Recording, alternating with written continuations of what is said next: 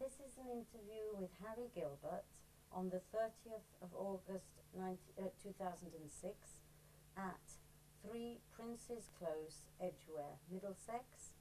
The interviewer is Marion Mallet.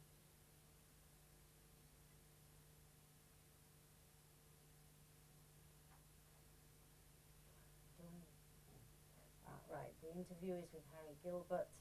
It's the 30th of August 2006. We are at his home, 3 Prince's Close, Edgware, Middlesex. And my name is Marion Mallet.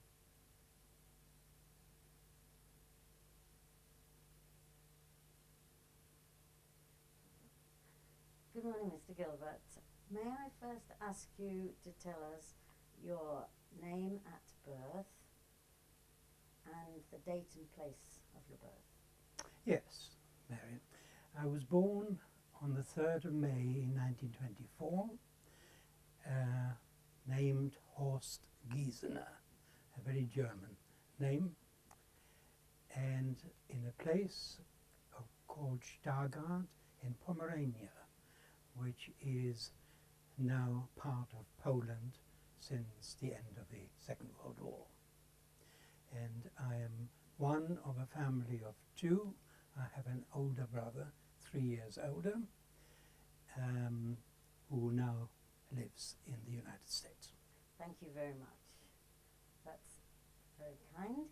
Now I wonder whether we could start off by you telling us about your life before you came into exile. About your parents perhaps, your brother, social background of the family. We'll start off with that perhaps, and then your education. Okay. I know very little about Staggard because my parents and I left Staggard when I was about 2 years old. What I do know about it from what I have been told is that my father had a family business. He ran a family business which consisted of the supply of feedstuffs to the agricultural community.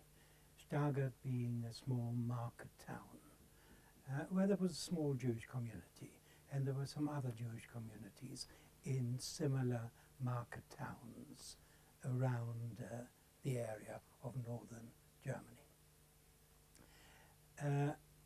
The business had prospered until about 1923, 24, and 25 folded up as a result of conditions in Germany at the time, but also because of, I suppose, failings of the way the business was being run, so I've been told.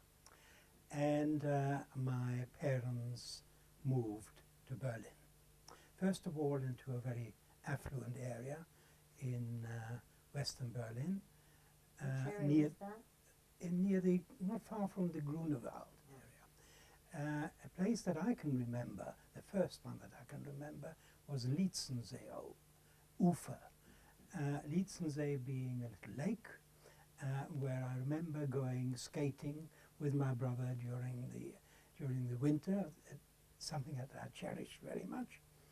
And it was surrounded by a very pleasant, nice neighborhood. And Ufer is the really board of that lake. That's what the word means.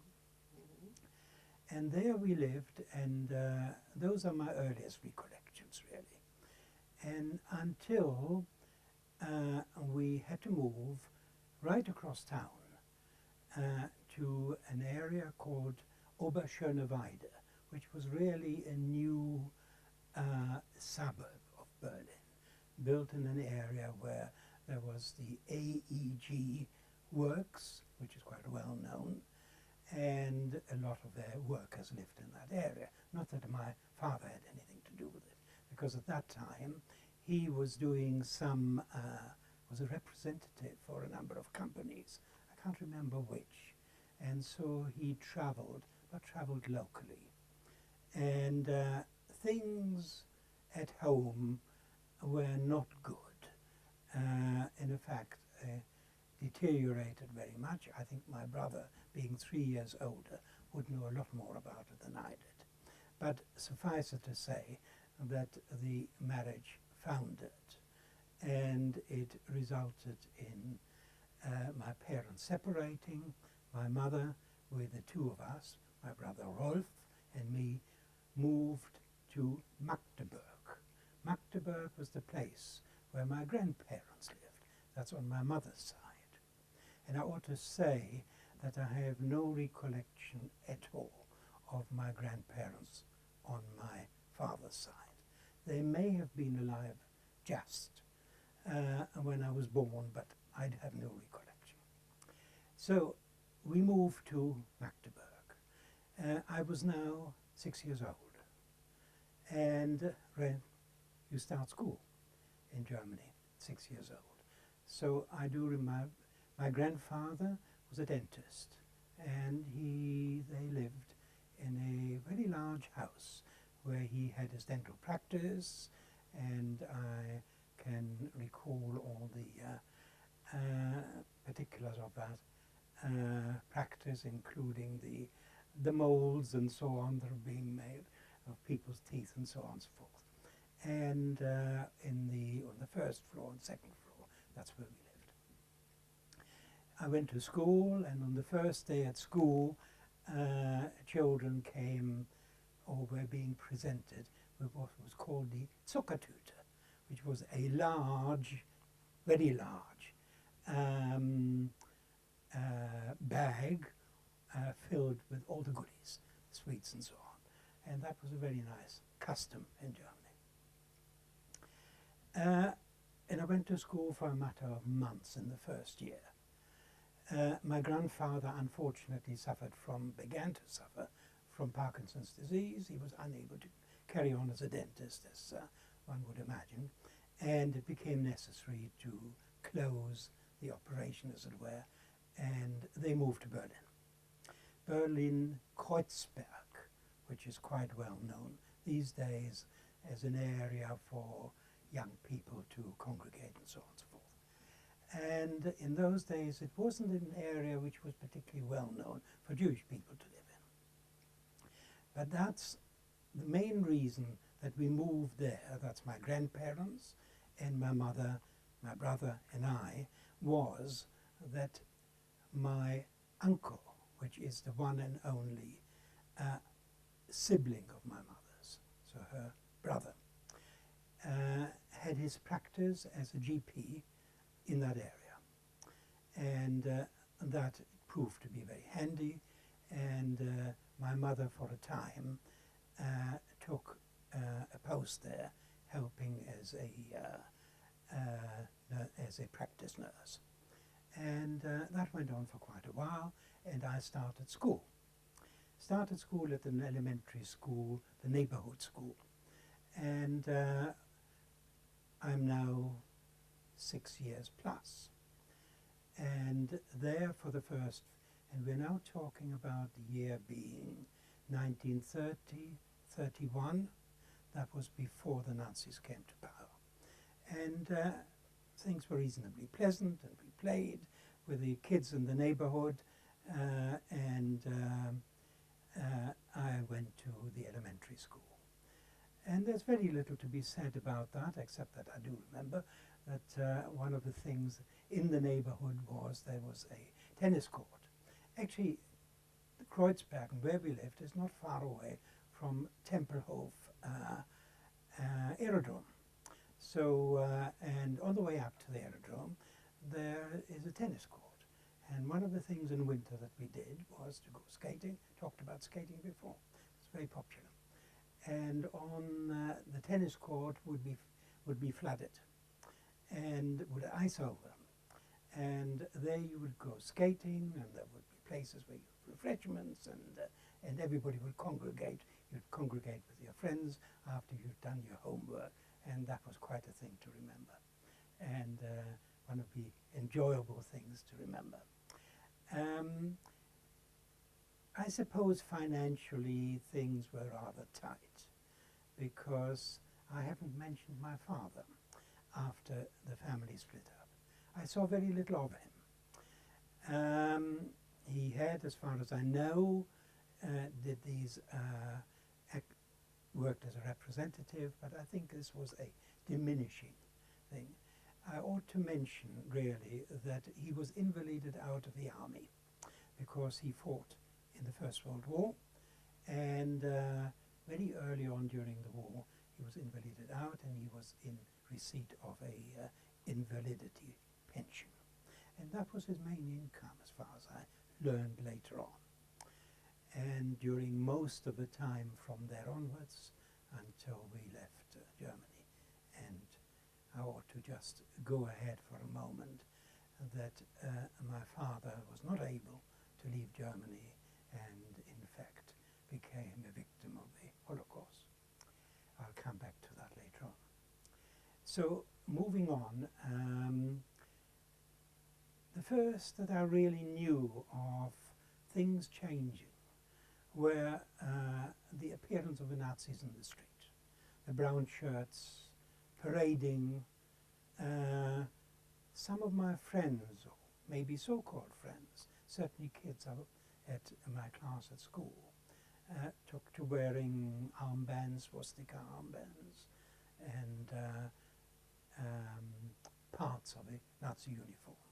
And they became enrolled or joined, whichever the case may be, of the Hitler Youth. We're just moving on until to 1933, soon after the takeover by the Nazis. These kids appeared in school with their armbands and with their uniforms, and were welcomed, as it were, as the months went by. Very soon after the Nazis take over power, the headmaster would read in assembly from the propaganda organ of a Nazi party as being the introduction to the day's work. There were about 3 of us in class, Jewish children, were made to sit at the back.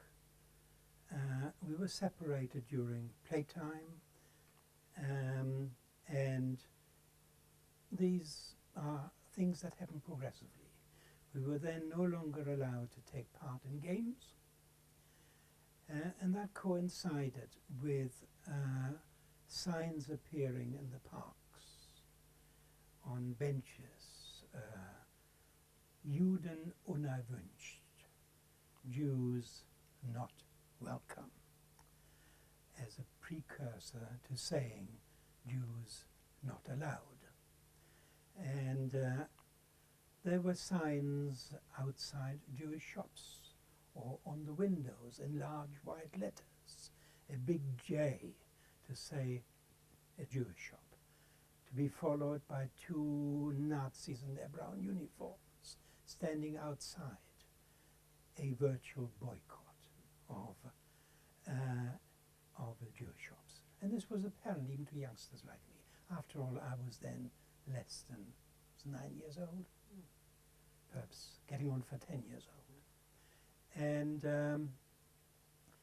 things became more difficult to take part for the things that kids would do, because you were precluded, or excluded rather is the word, from places to go to, such as swimming pools, which I felt very much. And since there was no access to a youth organization, because the Hitler Youth was obviously not for Jewish children, there were Jewish youth organizations. I became a member of what was called the Werkleute. I can't think of a translation for that really, that would make sense, but it's a Zionist youth organization, actually very politically left-wing orientated. Perhaps I'm jumping ahead. This was a little later when perhaps I was after I changed schools, and maybe that's what I should come to next. Because things were and conditions became so difficult at school, my parents decided that as it was time to change schools anyway at the age of 10, that I should go to a Jewish school. And that was to be the Jüdische Mittelschule, the Jewish middle school, which equates to a grammar school, which was situated in the center of town, very much the traditional area of Jewish life, where there was the largest synagogue, which is the one that's been rebuilt since, and one often sees pictures of it with its golden dome, and the Oranienburger Straße, indeed, which we have visited since. But in effect, so the school that I went to was called Große Hamburger Straße, which was only a few turnings away from the synagogue.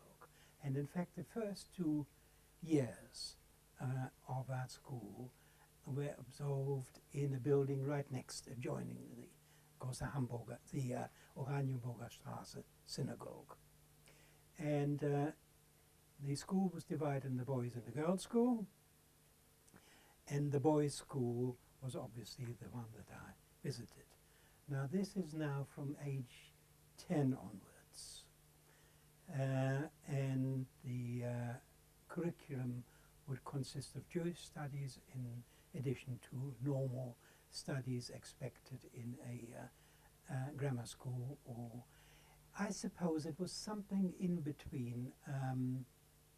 It wasn't a gymnasium, which would perhaps be the highest grade of school prior to university studies, but it was the one below that. And that was run...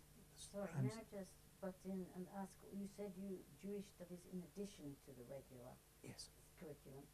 What did they understand by Jewish studies? Jewish history, Hebrew, and obviously linked to studies for the forthcoming bar mitzvah at synagogue. Thank you. And but other than that, it would take in 2 foreign languages. You started off with French and then went on to English. Unfortunately for me, it would have been better the other way around, because it so happened that it's only the very last year that I was at school that I took English.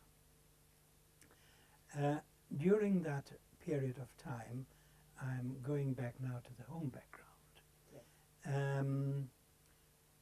Due to I did mention that my mother worked as a practice help. Well, my uncle's practice obviously was shrinking. Due to the circumstances, people in the professional life saw their life virtually disappearing. That certainly happened for lawyers, it happened for doctors, and it happened for civil servants who were thrown out immediately. And doctors could, as of now, and that was from the takeover, Nazi takeover onwards, only look after Jewish patients. They lost their Kassenpraxis, which is the insurance patients, almost immediately. And that meant the larger part of their practice.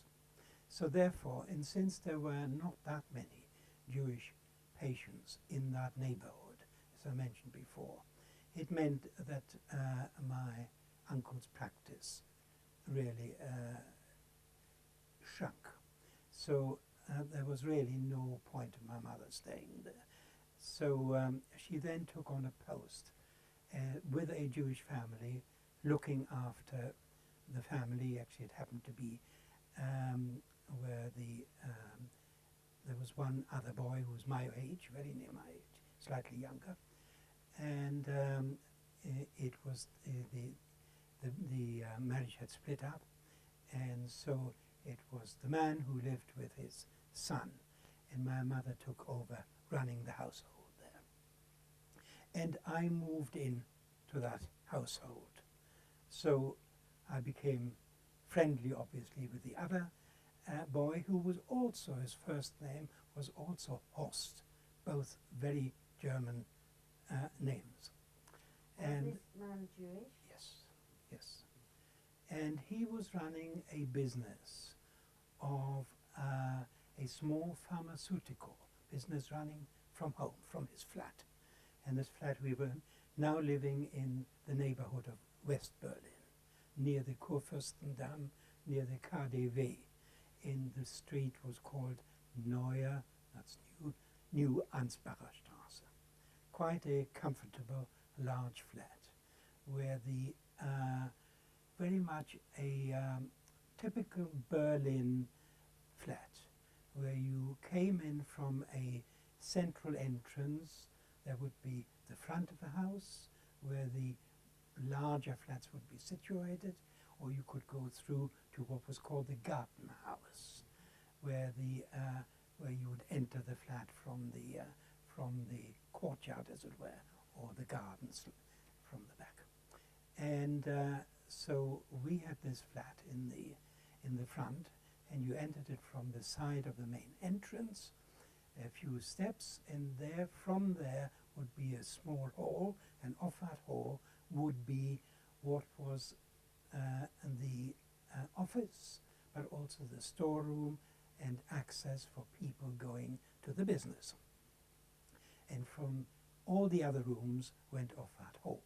And first of all, there would be the large Berlin Zimmer, as it was called, and that would lead to a corridor which would run the whole length of the flat, and all the other rooms would lead off that. Very much a typical Berlin flat. So I had my room there, and my mother had her room there, and that was running well while I was still at school. I'm now talking about the time 1934 to 1935 to 1937. I was still at school until the age of 14, which was the earliest school leaving age. I worked whenever I could in this business because I enjoyed doing it as after school, and it was like sort of playing shop almost, you know. And people would come in there and place the orders, and I would get the orders together, and it was very a nice pastime. Came 1938. Things in the meantime had become, when I say things, I really mean conditions for Jewish people in particular, with the increasing boycott, with the Nazi laws, and particularly the Nuremberg laws, had become much more difficult. So in May 1938, there was a knock on the door in the flat. Two men from the Gestapo appeared, and they arrested on the spot Mr. Michaelis, who was the man whose flat it was and whose business it was.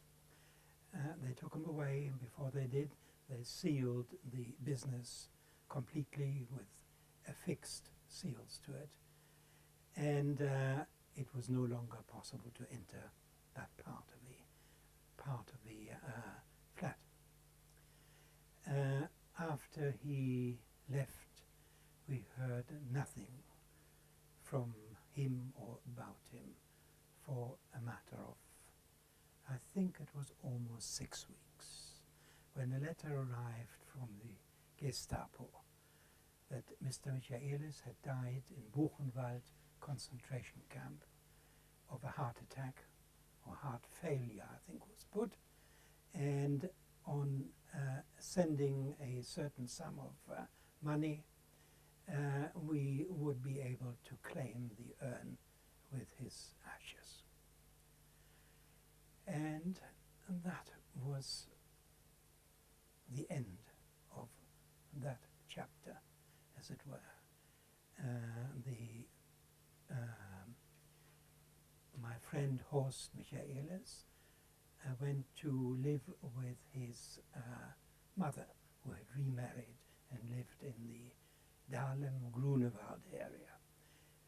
My mother obviously had to leave the place. The whole business, the whole flat was dissolved. All the stores had been requisitioned, and my mother took on another post. I went into digs.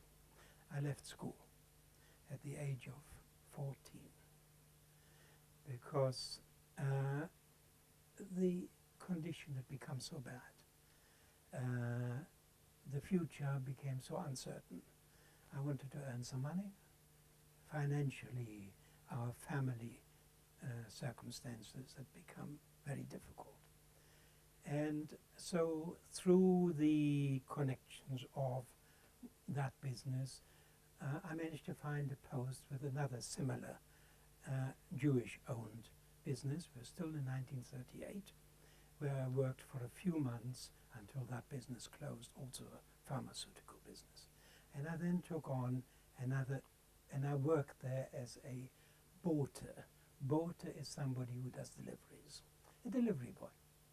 And I did this with a bicycle, on a bicycle. And I then did a similar job with a bookstore not far away in Rankestraße. And that bookstore managed to function almost normally. And the reason for that was that their customers were almost entirely foreign legations, situated in the center of town, in the city, but which meant that my deliveries on bicycle with a large rucksack, you know, one of these things, or even larger that backpackers use these days, filled with books, would take me on my bicycle through town and negotiating the tram lines, no sort of mean task, that, to the city where I would deliver these books. And that would be my task. We're now in 1938. And the next thing that I would, and I should say that I had my bar mitzvah jointly with Horst Michaelis before all this happened. My own bar mitzvah had been delayed by a few months so that we could have a joint bar mitzvah, which would make it easy, obviously, from my mother's point of view, financially, and it was very nice, and we had a joint celebration. And that was, of course, before this happened, naturally. It came the 9th of November, 1938, Krystalnacht, the night of the broken glass, the day when Jewish homes were ransacked, when the synagogues were set alight, when the shops were ransacked, hence the name, the night of the broken glass, and when Jewish life almost came to an end. I say almost because it was perhaps what's the word I'm thinking of, a milestone which decided what was going to be left of Jewish life in Germany after that. I knew nothing of this when I started off on my journey on my bicycle from my digs to the place of work, until I saw my journey took me past the synagogue, where only a few months prior to that I had my bar mitzvah. And I could see the smoke billowing from afar, and when I came past it, the flames from the building, there were people all around it. Standing around, there was no sign of any fire engine, and people were jeering, and there were the prayer books thrown on the ground. And I cycled past as fast as I could, and I came to the place where I worked. And Can you tell me which synagogue that was? Prinzregentenstraße. And Dr. Swazensky was the rabbi. And I came to the place of work, which was a scene of utter destruction. The glass was shattered, the books strewn from the displays strewn on the pavement, and inside didn't look any better. The place had been looted, and practically destroyed. So my last task was in effect to clean up all the mess outside and inside, and it was also the end of my job as a delivery boy. And can we pause there and I take you back? I have one or two other questions from this Do, early please. period, if I may. So you we just have a sip yes, of please water while take you some ask the water. question. Yes.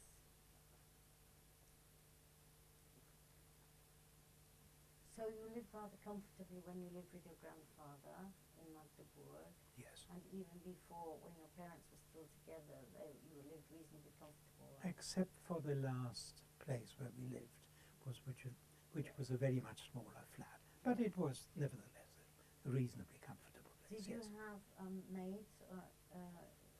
Not anymore. No. No, but in your earlier life. Not that I can You recall. don't remember that. No, I was told we had it in Staggard, but not. Oh no. yes. Well, when of course you left there when you were Yes. 2. Yes. Tell me about what sort of. You said you enjoyed skating Yes. later on. Well, what other things did you do as a small boy? Did you have any hobbies? Did you have any? What did you do with your spare time? Did you read a lot? What sort of? I suppose I read, yes. And I think it was really playing with the outdoors. We lived in a flat which was on a square, Oh, right. Chamisoplatz. Yes. So most of the outdoor life after school tended to revolve around that, as it were. And I tell you what I liked as well. I was collecting stamps. And any spare time that I had, I spent on my stamp collection. And it so happened, I mentioned my uncle, the GP, and they lived only, a matter of a few minutes walk away. And he was very keen on his stamp collection, and he, of course, bore no relation to the one that I had started. His was quite a valuable one. So I spent quite a bit of time with him, seeing what he did, and I suppose that really encouraged me to start my collection. Do you recall any holidays you took with your family as a boy? Quite frankly, yes. Yes, I should mention that. I had an uncle. That's the only brother of my grandfather. And he lived in a place called Rositz near Dresden. And there I don't know whether it was his own or whether he was the director of an estate and a sugar refinery. And that's where we went in as youngsters, that's my brother and I, during the holidays. And there I can recall, and this was absolutely great, because we could ride on a kutsche,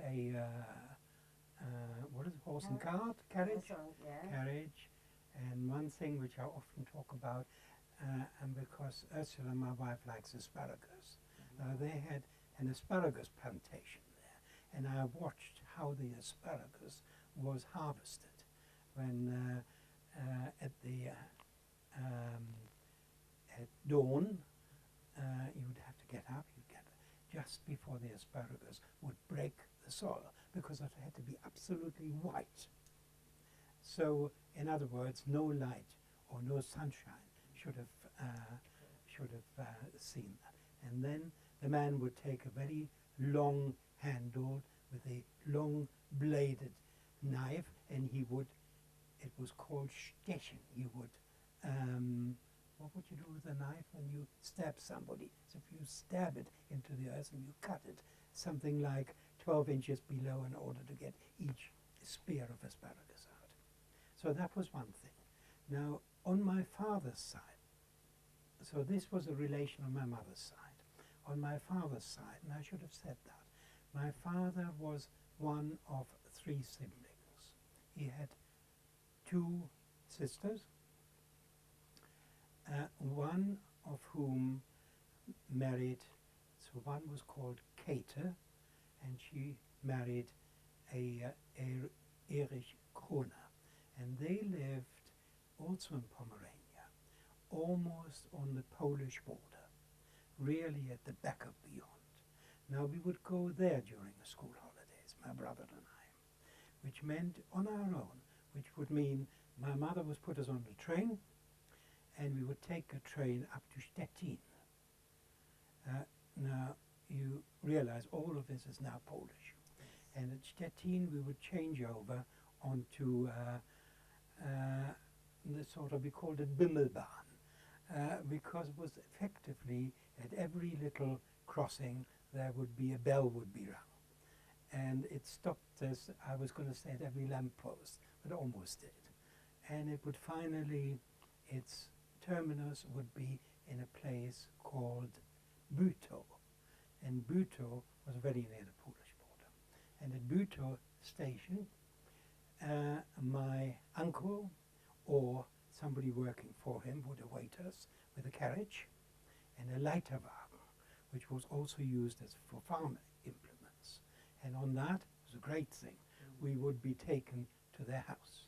And they had a house on the central square, a very large house. And at the back of this house, so there was the main street and the central square. It was a little market town. And their business was having, what was it?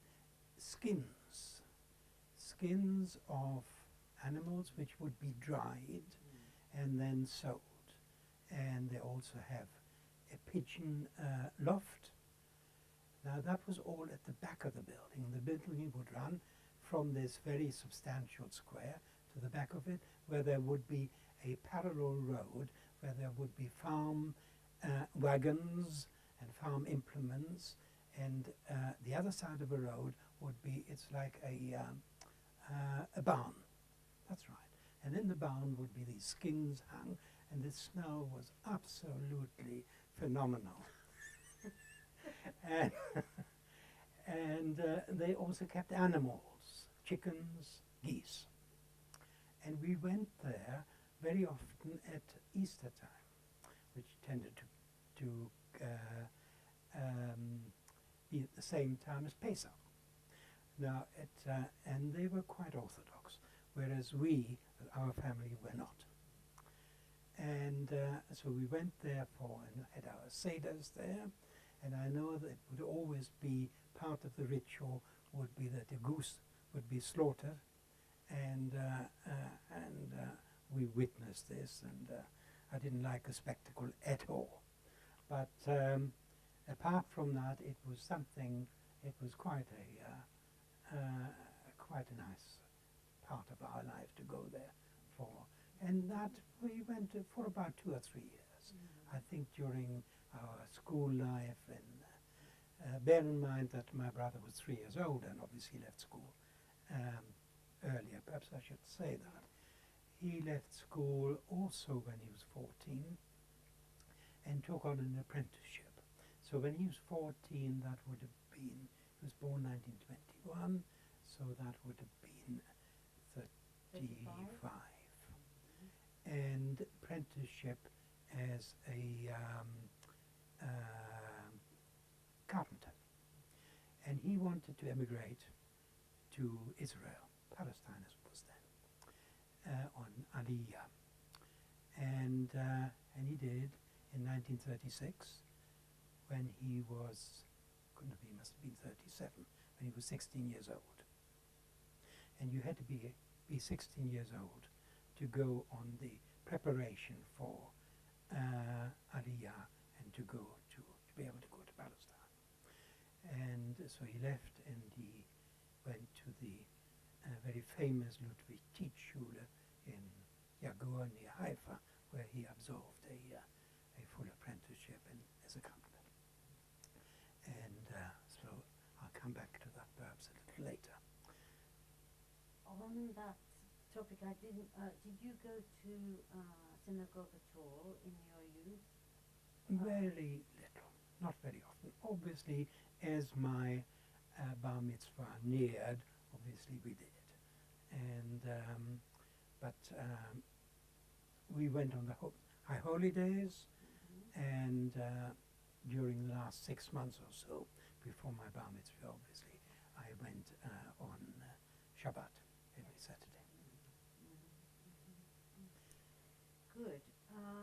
But of course, bear in mind that I was then at the Jewish school, so that for me, I already learned Hebrew, both biblical and modern Hebrew. Modern as well. And so therefore my preparation for bar mitzvah in synagogue was relatively short because I was well prepared. I see, yes.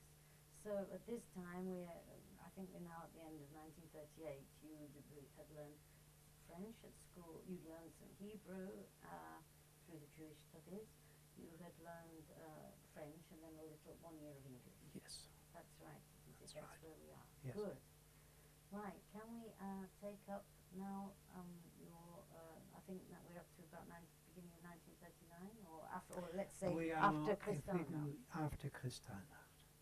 So after Krystalnacht, I lived in Diggs, I did say that. And I went to my grandparents who lived not far from there, excuse me, and had my meals there. And really, we are now talking about a time when everybody talked about immigration. Emigration, for where to go. That was the topic of conversation wherever you were, whether you were with young people or whether you were with relatives. And we did have, of course, more distant relatives, which I haven't mentioned, where one went for sort of at weekends for coffee and kuchen, Yes. and in normal times, but to a lesser extent because there were less and less of them. Now, I did mention a number of times my uncle, the GP. Well, after he had to give up his practice, he had one daughter, and I was very close to his daughter, 4 years younger she was. And they went to Buenos Aires, Argentina. Now, as part of our search for a place to go to, a country to go to, we had first of all, I had hoped to go to follow my brother to Palestine, but I had to realize that at the age of 14 or 15, I was too young to go, and time was pressing. We had to get out. Argentina was the next logical place to go to, and my family there tried everything to prepare the ground for us to go. Unfortunately, it was too late. The Argentinian government closed down the avenue for entry into the country, so we had to think again.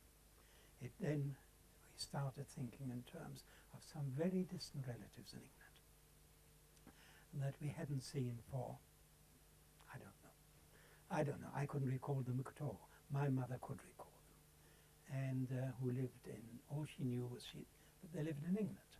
So she took up contact with them, and through them, eventually, it was possible to, they provided or ensured that a permit for her was forthcoming as a domestic, was called the domestic permit, whereby she would go to a Jewish family in Manchester, and by some fluke or other, it was possible for her permit to include me. So we are now talking about early 1939. So by the time, and perhaps I can just go back a little bit, I mentioned that I was a member of a Zionist youth club. And what we did do, we had regular meetings, and that took up my leisure time, as it were. And because these were very like-minded youngsters, and we also went, it was still possible, I can recall once when we went to the Harz Mountains, my one and only experience of going and camping. And that was a very pleasurable experience. Apart from that, it was very difficult to go anywhere because everything was closed to Jewish people. There was one place near much further out of Berlin, where you could still go as for outings and swim, a place called Staubchensee, the one and only place where Jews were allowed to go. Everything else was forbidden. And of course, there were no places of entertainment except those that the Jewish community did themselves. So there was something called the Jewish Culturbund. Now, and that was something where you could go for lectures, where you could go for theater programs, where you could go to concerts, and that functioned certainly until I left Germany. And it was supervised as to the programs which they could undertake, and the theater, the plays that could be performed, and the composers that could be. But I know that the first opera that I saw was The Bastard Bride, and that was at the Kulturbund in Berlin.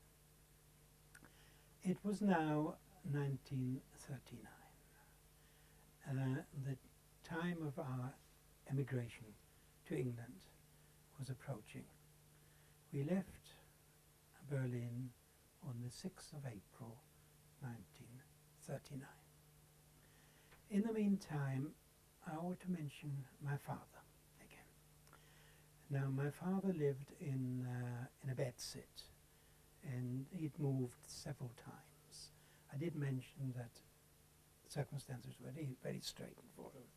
He lived off his pension, a very small pension, and of which a small part was also earmarked for my brother and myself. We had very little contact with him. If I now talk to my brother, he can remember very little contact that he had at all. Now, I saw him from time to time in Berlin during the last year or two. It would be on a Sunday, I would visit him, or we would go to some sort of cafe and meet. And that is really all that I can recall of him. He was sorry, I could just, yes. I just wanted, Rolf went to Israel in 36? 37. 37, yes. So he wouldn't be around in Germany after No. 37. No. So, And so he was aware, obviously, that of plans for immigration, and certainly he had to give his approval for Minor to leave. And that brought its own difficulty because he was not very happy for me to go to Argentina, so therefore that tended to delay the whole process and didn't help either. But he knew he wanted me to go in for an apprenticeship as a Schlosser, which is a locksmith, that's right, mechanic, yes, and preferably at the Alt School, which was a Jewish-run school, training school in Berlin, but of course so did a lot of others wanted to go there, you see, because, I mean, that was one of the things to do, to try and learn something which one could use in immigration. And, but we never got round to that. So I had, after school, I had no training whatsoever. But we're only talking about a matter of a few months. So the day came when we left Berlin from Bahnhof Zoo on the way to Holland and the ferry across to England. What I remember of our journey with a lot of other people, not a great deal, but the one thing was when we approached the border. The train was cleared and there were police, I suppose the border police there, a place called Helmstedt, and we were searched. First the plane was searched and then we were searched. And it seemed to take an eternity until eventually we were allowed back on the train, until the train moved on and moved across the border. And there were the first signs in Dutch cheered and tears, and it was great. So that was leaving Germany. And so we were given tea and cakes and the first stop, and then we came to Hoek of Holland, and I don't really remember much about the journey. It seemed to be very uneventful until we came to Liverpool Street, Harwich, Liverpool Street. And there was, I can't even recall what I mean, they were so distantly related, I can't even recall what the relationship is. He came and met us at Liverpool Street Station. And the journey into Liverpool Street Station at that time and through the East End wasn't the most wonderful impression of England that England could provide, but there we are. To say the least. Yeah. And so he took us on a bus journey through parts of London on top of a bus, and to a hotel in Bloomsbury where we stayed the night, and the next day to Euston Station. And this happened to be Good Friday. And Good Friday in Manchester on arrival was a totally non-event, because everything was closed in those days on Good Friday. And so we tried to find our way across from the station in Manchester to the Jewish Refugee Committee in Manchester, and who took charge of us. They took my mother to the family called Livingston, who lived in Salford, in Manchester, where she was going to reside in future. And they took me to a place called the Kershaw House, which was a hostel for youngsters, Jewish youngsters in Manchester. And that's where I resided for the next few weeks, along with a lot of other youngsters my age. And whilst I don't know whether I had much of a part in it, trying to find a job for me. Now bear in mind, in those days, very few avenues were open to emigrants. You could either go into as a domestic, as my mother did. You could go into nursing, which wasn't really open to me. You could go into the hotel trade. And that's what I did. So a job was found for me at the Queen's Hotel, Manchester, as a trainee chef. And trainee chef was something not terribly adventurous, as on the vegetable side. And cooking vegetables in those days consisted of you sort of cleaned them, you put them in a pot or an hotel rather, into a steamer with some salt and some carbonate of soda in order to keep them nice and green, and then kept them in there, and that was cooking vegetables. So it was not exactly an expertise. But I did have the advantage that you worked shifts. So the shift would be from, you would go in for lunch sometime during the course of the morning and stayed on to do lunch, and then after the last guest had disappeared and everything cleared up, you'd have a couple of hours which you couldn't do anything with at all, except the Queen's Hotel Manchester was located on Piccadilly, Manchester. Now, for those who know Piccadilly, know that it's near Piccadilly Station. And what I like to do is to go and watch the trains at Piccadilly Station. What am I going to do with my 2 hours, you see? So that was something. But the other shift would be from early morning to do breakfast, which means getting into work at about 6 in the morning and prepare breakfast, and serve breakfasts, and you'd stay on until after lunch. I resided in a digs with an Austrian Jewish family who had taken in, I think it was only one other youngster. He was a Polish boy from, and he was a bit older than I was. And I can't remember what he did for a living. But anyway, that's where I lived. I was earning, I think, 15 shillings a week. And, but of course I had my meals whilst I was working at the hotel. And that was supplemented by the refugee committee, a few shillings, I can't remember, I think probably 5 shillings a week or something like that.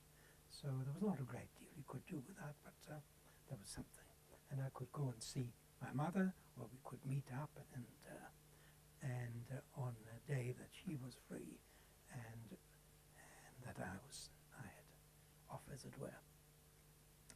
And I don't think I had very much free time, because it's a very unsocial job to work in a hotel kitchen, because most of the time you have these late shifts, which means you're there until everybody is gone, which means sort of probably you were lucky if you could catch the last bus out of back to your digs. And of course at that time I was trying to learn more English, but you know, you learn English very quickly when you have to. And you've got a job and you're thrown in at the deep end, and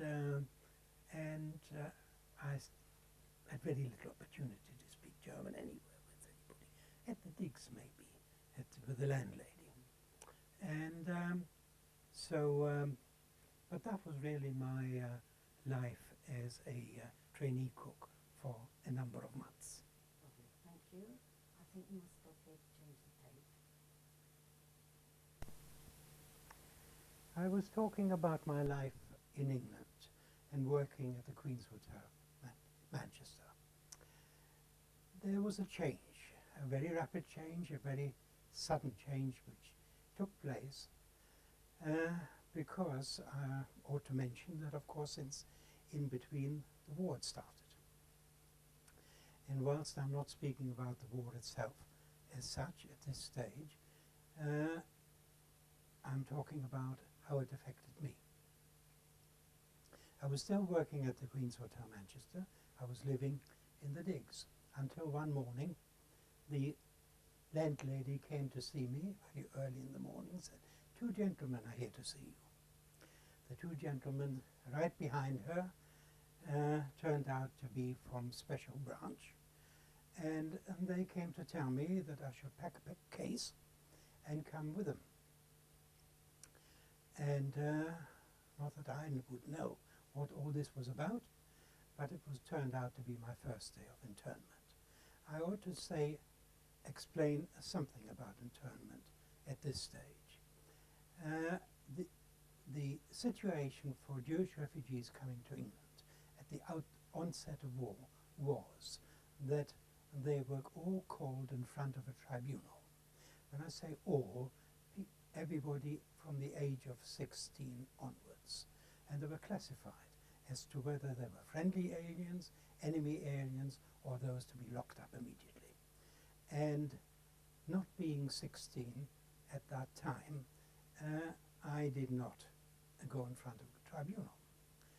So we're now talking about a time when, after the period of the so-called phony war, the Nazis had invaded the Low Countries and France, and there was a very rapid advance to the coast. There was Dunkirk, and of course there were very severe measures which were being taken, and in anticipation of a possible invasion of Britain. And one of the steps that was being taken was the internment of aliens, those that were classed as enemy aliens. Now there were the unfortunate few who were not classed as anything. So my luck was to be classed as an enemy alien in the absence of any other classification. And hence, I was arrested. I was taken to the local NIC, to put it in the vernacular, for one night, and from there to Huyton internment camp, Huyton near Liverpool, which was, I believe, a holiday camp which was being rapidly converted into and enlarged into a place where people, internees, could be taken. So on arrival at Huyton, we were billeted in one of the existing houses, but as the days and weeks went by, the younger people were cleared out into tents to make room for the older people who were being brought into the and billeted into the houses. From there were regular transfers to the Isle of Man in particular, and although we didn't know it at the time, also people taken on their journey to Canada. I was there for a matter of probably 4 weeks until July, or was it the end of June? We're talking about 1940. When, and I was in contact with my mother. I could send her letters. I found some of those, and noticed that they could, one could write a total of 24 lines, because it struck me when I looked at them again now, why was it that those letters finished up 2/3 of down the page, and they were of a certain format, but that was all that one could write, allowed to write.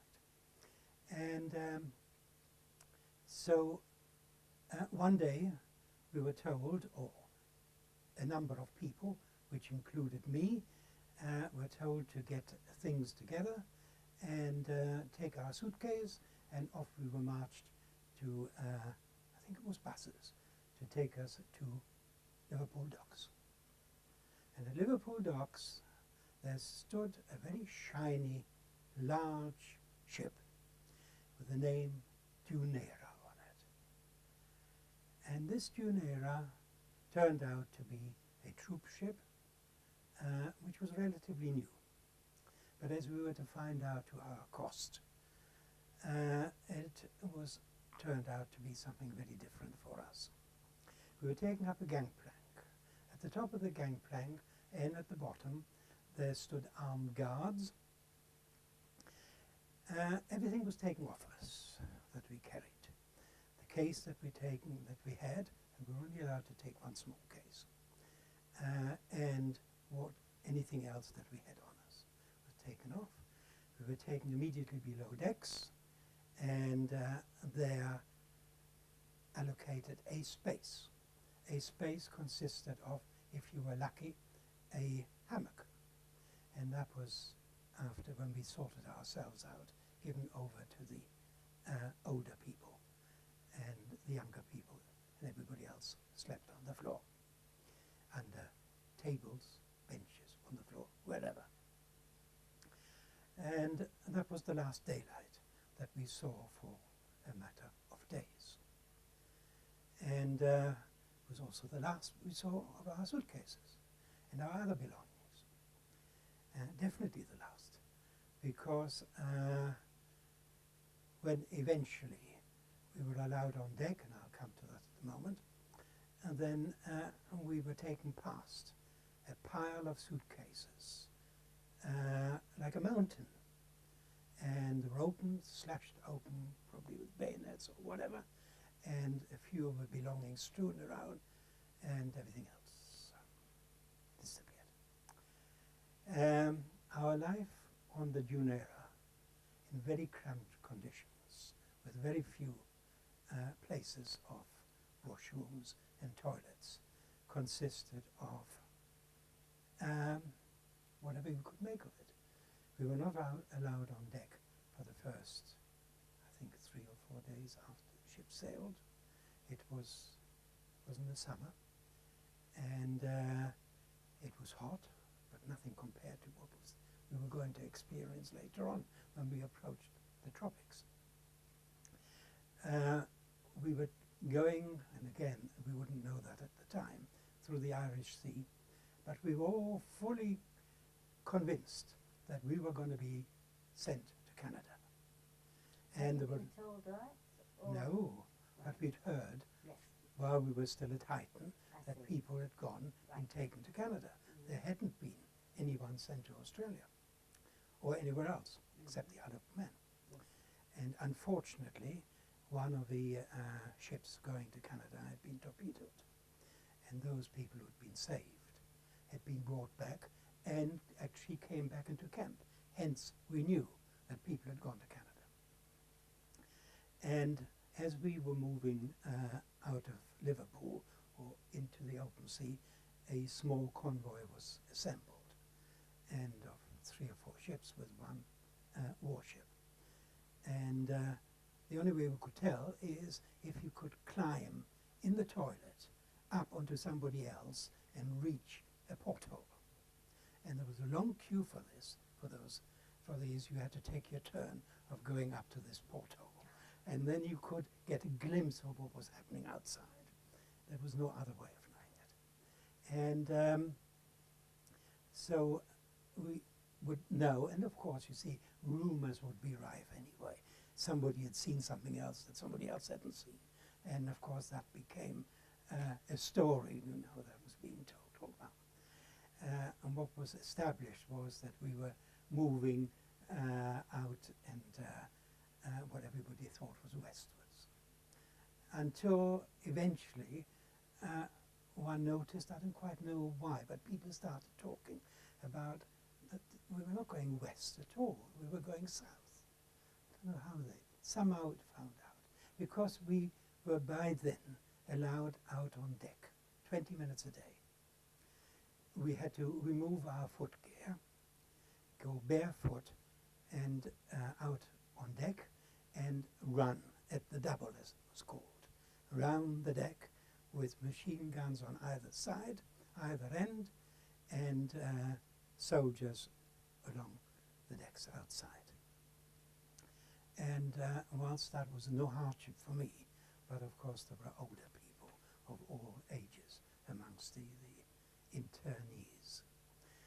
And that was our outing once a day. And as we came back, we found that the soldiers had been down below deck again, searching what was left of our belongings and taking what could be taken. And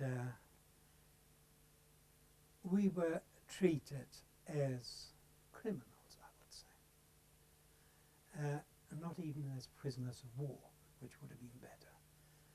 We learned later on that in the front of the ship there was a small contingent of German seamen who were treated much better than the Jewish refugees who made up the bulk of the complement. And there were 3,000 of us on board of this ship, which was intended as a troop ship to take 1,000 troops. Conditions became awful as the ship turned further south. We were not aware of what had been happening, that in effect the convoy had dispersed, that the ship was on its own, that in effect there was an attempt at torpedoing the ship at one stage. These were things that we found out later.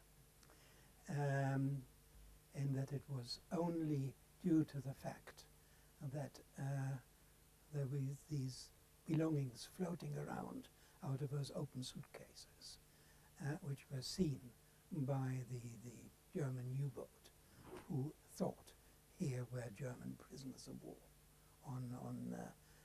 taken somewhere, that the ship wasn't so torpedoed. That was the story as it went, but of course we were not aware of any of this. The thing that we were aware of was that food became more scarce, that that it became that we were getting thirsty because it was getting very hot.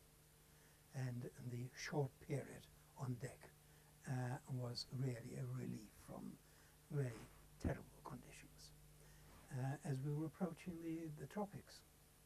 And the first stop was Freetown, the Gold Coast, I think it was called in those days. I think it's now Ghana. Yes, isn't it? I think it's Yes. Ghana, right. And again, our only communication or glimpse of it was peeping through the porthole when we got the opportunity, because the ship was anchored way out, away from the port, in order to take on supplies.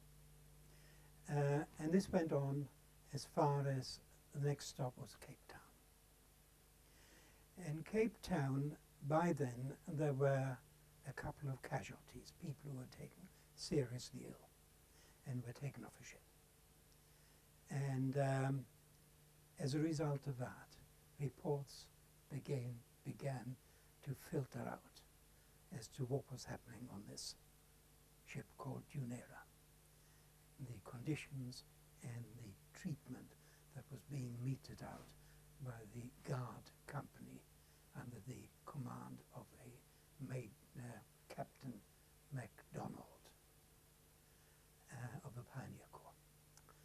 And somebody managed to smuggle out a note of some kind also, probably through the people who were taken on, and people also who came out on small boats to the ship. Anyway, suffice it to say that from there onwards the boat proceeded further.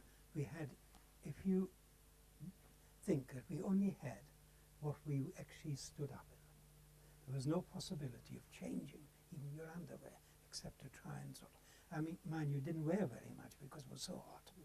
But, of course it was, particularly in the Irish Sea, it had been very stormy, and the conditions with seasickness were absolutely awful, and the state of the decks was by then was abysmal. It was better from that point of view as the ship proceeded further south, because the weather was better, even the conditions were worse. And you couldn't shave, do anything, not that worried me as a 16-year-old wasn't too bad. But so hygiene was awful. And the older people, of course, felt it particularly badly. And it was only as the ship approached Perth in Australia that all of a sudden we were told to spruce up. Shaving gear was handed out, just a few between I don't know how many of us, and we were all ordered to shave and to make sure that we look a bit better. And that was the next stop, and from there onwards it was Sydney. And Sydney was the end of the journey. And there was a reception committee out on the dockside, consisting of the Australian Army, or parts or contingent of it, and nobody else, because what was expected by then was a boatload of prisoners of war. They had no idea that these were all Jewish refugees. And therefore the disembarkation took some time before, I suppose, the Australians became aware what they were facing and what was expected of them, and what arrangements they were to make. We left the ship eventually and were taken onto trains. And those trains were taking us for a journey of 36 hours due, let me see I get this right, due west of Sydney into the interior. And to after we left Sydney. I mean, there was nothing wrong with the journey, except we didn't see very much after we left Sydney, and civilization became very sparse. We were out in the bush, and this railway line ran, a single-track railway line, and eventually finished up at a place called Hay. So all we saw was the outback and kangaroos, and that was it.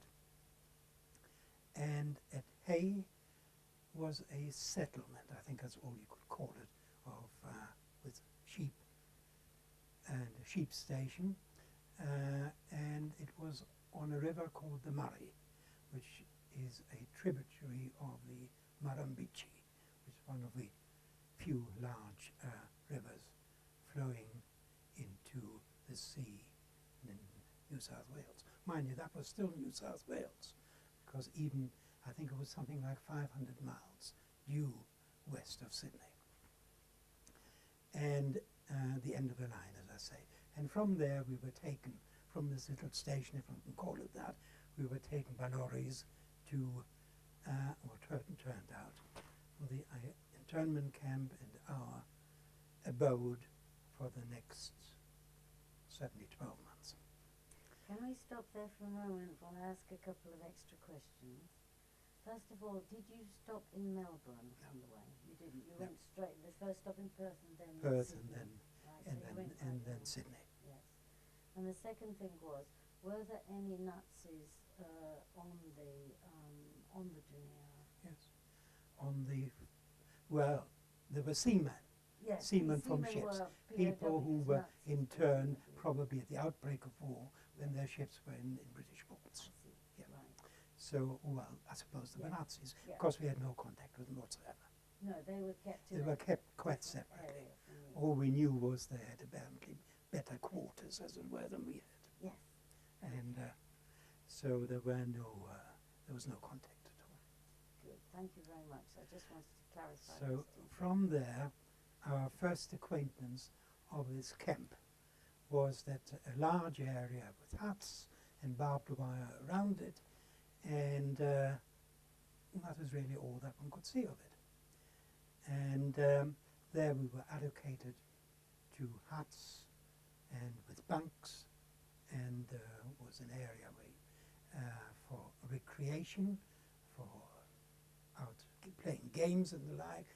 There was an area, there was a dining room, there was something later on which became a canteen, and something which later on and we ourselves, with help from outside, converted into a school and lecture rooms. Now, I must say that the Australians, unlike our British captors, as it were, on board Giesener, looked after us well. Of course, we had plenty of food and variety. We cooked our own food, and we had freedom within the camp to do what we wanted to do, and we went out in small working parties as time went on to do jobs for the guard parties. And I should say that the guards were Australian Army, the equivalent of, I suppose, Dad's Army in this country, because their serving army was in the Middle East at that time.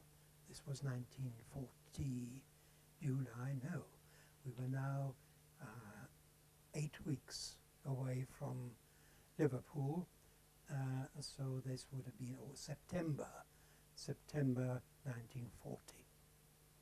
So what we'd missed, of course, was the Blitz, and because we left England at the end of the Phoney War and before Britain became the object of the Blitz and then the hostilities. So as soon as we reached the camp, there were letters waiting for us. There were letters from my mother informing me that, amongst other things, that she was hoping that my release papers would be arranged by now. she had taken up the matter through the family that she was with and their local MP in the House of Parliament. And later on I saw excerpts from newspaper articles where the boy Horst Giesener was debated in Parliament as to why he should have been kept as a dangerous enemy alien and shipped without informing his mother, shipped all the way to Australia. So, and of course this was all part of what happened at the time. The fact remains that the matter was taken up through the Home Secretary by the MP, and before we reached Australia, it was agreed that the release papers should be issued for me. Well, that was fine, except there was no way, once we'd reached Australia, of any release, because the last thing the Australians were going to do was to release anybody in Australia. That was made abundantly clear to us on several occasions as time went on. So that the only possibility of obtaining release was to come back to England. And my mother was frantically trying to establish some means of me to be released in Australia. It so happened I had a cousin who lived in Sydney, who had left Berlin and lived in Sydney, and of course she took up contact with me, or I took up contact with her immediately, and she sent parcels, and I mean there was no possibility for her to visit because it's much too far to come, and I don't think there was any facility for people visiting us at all. And but we were well looked after, not least because no sooner were we settled in, there arrived a captain from the Pioneer Corps on a recruiting drive of amongst the refugees who'd just been ill-treated, mistreated on the Dunera by other contingents of the Pioneer Corps. Some people did found that as a means of getting back and getting out quickly. But one thing that I would not have was to join the Pioneer Corps after that. And so the other visit that we had was somebody from the Home Office who would then visit us in order to take up what complaints there were after stories of all the Dunera and all it meant had filtered through to England. And by that time, the captain commanding the guard had been ordered to appear before a court-martial to account for his role in as commanding the troops. And sorry, was this the commander on board ship? on board ship? On yes. board ship, not the captain, but commander of the guards Yes. on board ship. And so somebody was sent out in order to establish what complaints the inmates had, and also some means of compensation for losses of belongings and so on and so forth. And so as we were, and as life progressed in the camp, it seemed to take a certain cycle, because, as I say, we were situated, the camp was situated in the bush, out in the outback, and it was getting rather hot. And the only difference that I found between the seasons, and there aren't any sort of seasons in terms of spring or autumn, there is summer and there is what is called winter. And the only way that winter differentiates itself from summer is that the periods of stifling heat get shorter. And what happens is that after such a period, you would feel the wind bringing sandstorms out from the desert, from the outback, and life then in the huts becomes very difficult, because these sand would penetrate everything, and into the bunks it becomes very unpleasant. And then this would go on for quite some time. And then eventually you'd see the clouds gathering. And then the heavens would open up. And then it becomes rainstorms. And this would last for hours, for days. And the whole place becomes an absolute quagmire. And it's just the difference, as I say, is how long do the rainstorms last before the next cycle starts and it starts heating up again. But that was the sort of cycle of the weather that we experienced. We made a life for ourselves in the camp. There are some very distinguished people amongst the internees, and some very learned people from all different professions. And one of the things that was started was certainly a school for youngsters like me, whose education finished at the age of 14. And beyond that, what was called Hochschule, a high school, the equivalent of university. Really, yes. And eventually we managed to obtain not only writing paper but also books, and through the community in Sydney, and also through the cooperation from the Australian authorities, because I started talking about the Guards. As I say, they were the age of sort of Dad's army, and friendly enough, but they also liked an easy life. And as I say, when we were taken out on these working parties to maybe do some maintenance jobs at the Guards' houses, or then we would be left, and these would be small working parties of maybe half a dozen or a dozen people, and we would do whatever chore we were allocated from, and the guard would sit there taking his nap, and we would go back. So there was the one occasion that I remember very distinctly. So we wanted to go back, and he was still fast asleep, nodding there, as we thought, and we couldn't wake the poor man. So we had to gather him up and his rifle and carry him back to the camp. So the poor man had died of a heart attack or whatever. So there were also times when we were allowed out in small parties to go to the river. That was at times when the river had water. That's in winter. And to bathe. I mean, not that one could swim, but there was some water there. And there was no contact except eye contact with the residents there, because the river were this little, I suppose it was no more than a hamlet, a settlement, but there were people living there. And then we were taken back to camp. Things that happened was we were running our own kitchen. So since I'd worked at the hotel, the obvious thing was for me to work in the kitchen. And I must say I learned an awful lot more from those ex-German and Austrian cooks than I ever learned at the Queen's Hotel, Manchester. I became quite expert.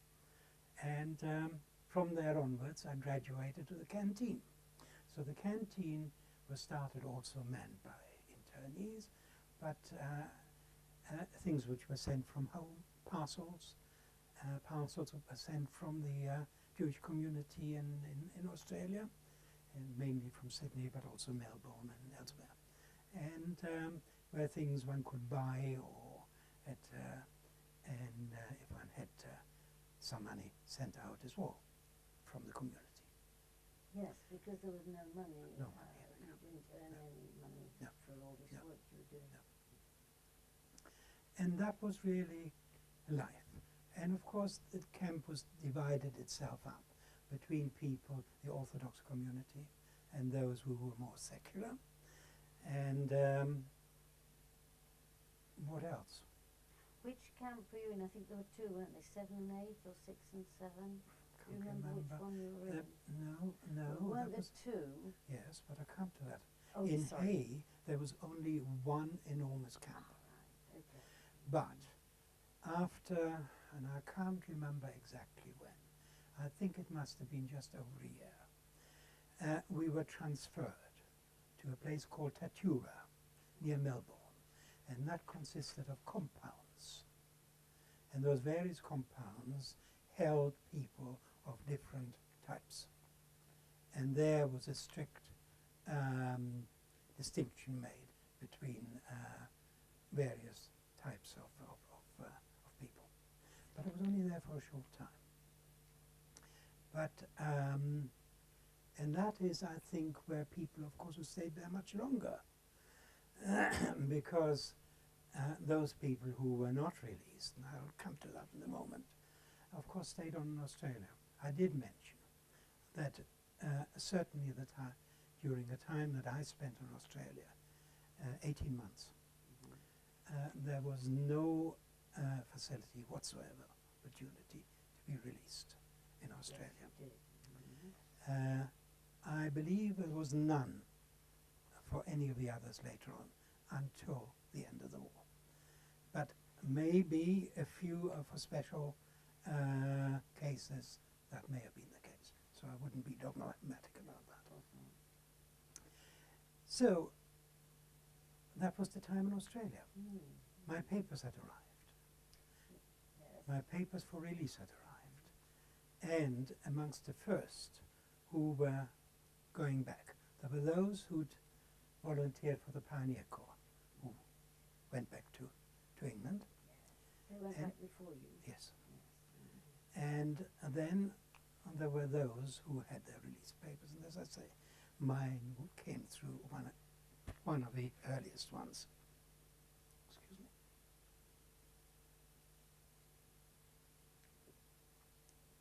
It was now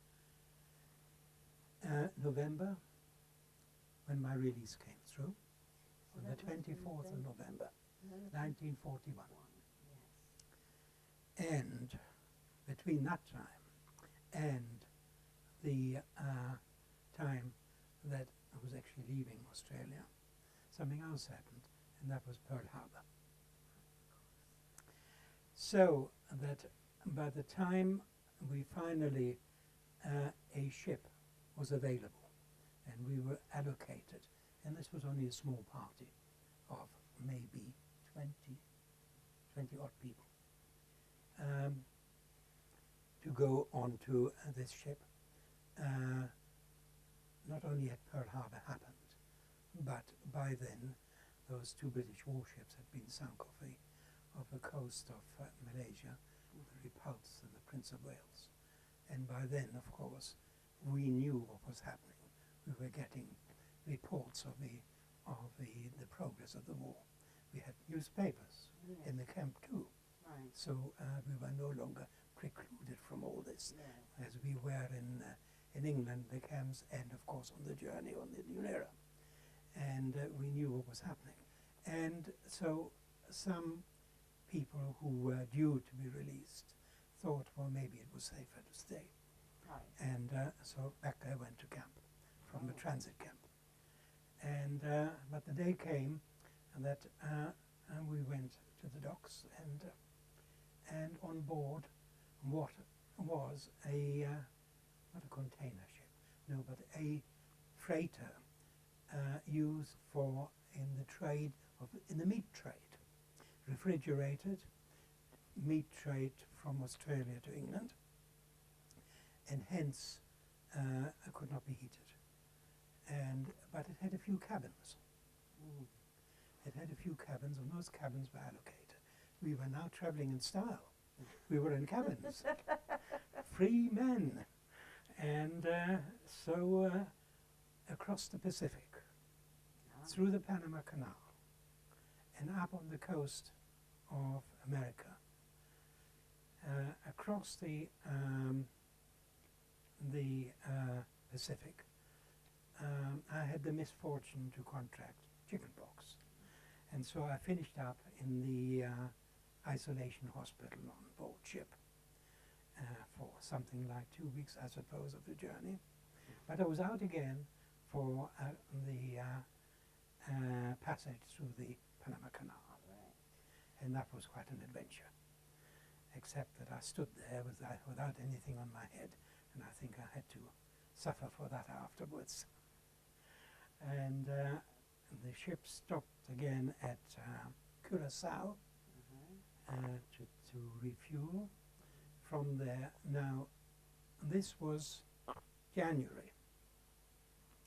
We'd come through the heat of the Panama Canal, and we were now sailing up the east coast of America to Halifax, Nova Scotia, where we were arrived in mid-January on a ship that could not be heated, that was waiting for 10 days in the harbour of Halifax to be part of a convoy going across the Atlantic. And we were upset. It was festooned with icicles from steps from bow to stern, and it was perishing cold. But there was very little that could be done about it. And so we waited, and eventually off we went across the Atlantic in a convoy of I don't know how many ships, escorted by warships. And I'm glad to say that across the Atlantic without any events. And we arrived where I started from, in Liverpool.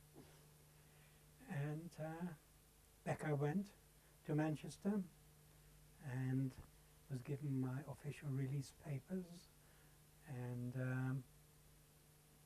I went back to the Queen's Hotel as well for a short time. So by that time, my mother was no longer working with the family there, but she was allowed to take on other jobs. And she was working as a shop assistant in a department store in Manchester. And one or two of her friends had gone to London, and they wrote letters enticing her to come, and so the decision was made, off to London. So to London we went. This was 1942 now. In the early part of 42, I also had some relatives who had left Berlin. I don't know when, they must have left before us, I'm sure they did. He was a lawyer, and they lived in Canfield Gardens in West Hampstead, an area frequented by a lot of Jewish refugees. I think by that time the period of internment had passed. All those who'd gone to the Isle of Man had probably come back by then, and also those from Canada. And so it was a question of finding jobs. So the obvious thing was to go into a hotel. So I went to the Mount Royal at the back of Oxford Street. Unfortunately, I have to admit, I only lasted 3 weeks because I fell out with the head chef. And we parted company. I found myself a job for a short period, I think it was only a few months, for a company called Dobrin. They came from Berlin. They people who made chocolates. Now, believe it or not, this was in the middle of war, and they still made chocolates at a time when there was already rationing in a place in Hampstead Garden Suburb, in Marketplace, Hampstead Garden Suburb. I don't know why they managed to do, but anyway, those were made and sold and whatever. But whether it was that they had closed down altogether, or I felt I really ought to do something more worthwhile, I like to think that's what it was. And I started a job with doing war work, as it's called. First in Park Royal, a company who were repairing tanks. And from there went to a company on the Great West Road, making aircraft parts. And this is now, we're talking about 1942, 1943, and early 1944. Lived in Hampstead, in digs, with a Jewish family first, with these people, these relatives in Canfield Gardens, and then with a lady, a friend of my mother's, who had a small flat and room in Golders Terrace in West Hampstead, same area. And that's an area a lot of immigrants lived. I joined a club, if you'd like to call it that, called the Free German Youth. Now, those were young people, similar situation, similar age, partly social, but what I soon discovered, it had a political axe to grind as well, very much linked to left-wing German, partly Jewish, partly non-Jewish immigrants, and eventually thinking in terms of, at the end of the war, being able to go back to Germany and help in reconstruction.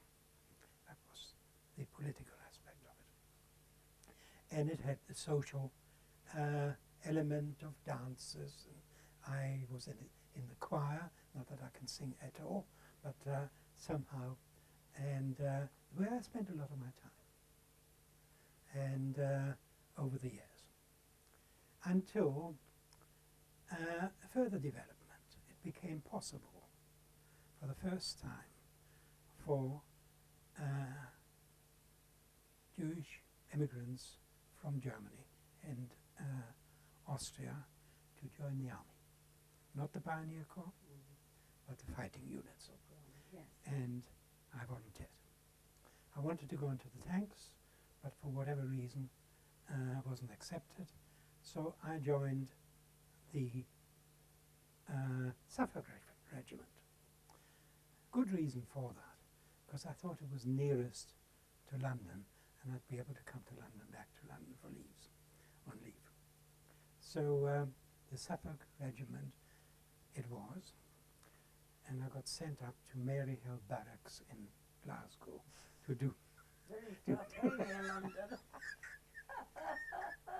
to do my initial training. But from there, eventually, I came back to the headquarters of the Suffolk Regiment at Bury St Edmunds. And from there, I did manage to get back to London now and again. Including one time, it wasn't easy to get back. Oh, it was easy to get back to London, because you always managed to hitch a lift. Getting back at the end of the weekend or period of leave was quite another matter. So you had to get a train to Cambridge, and from there on a branch line to Bury St Edmunds.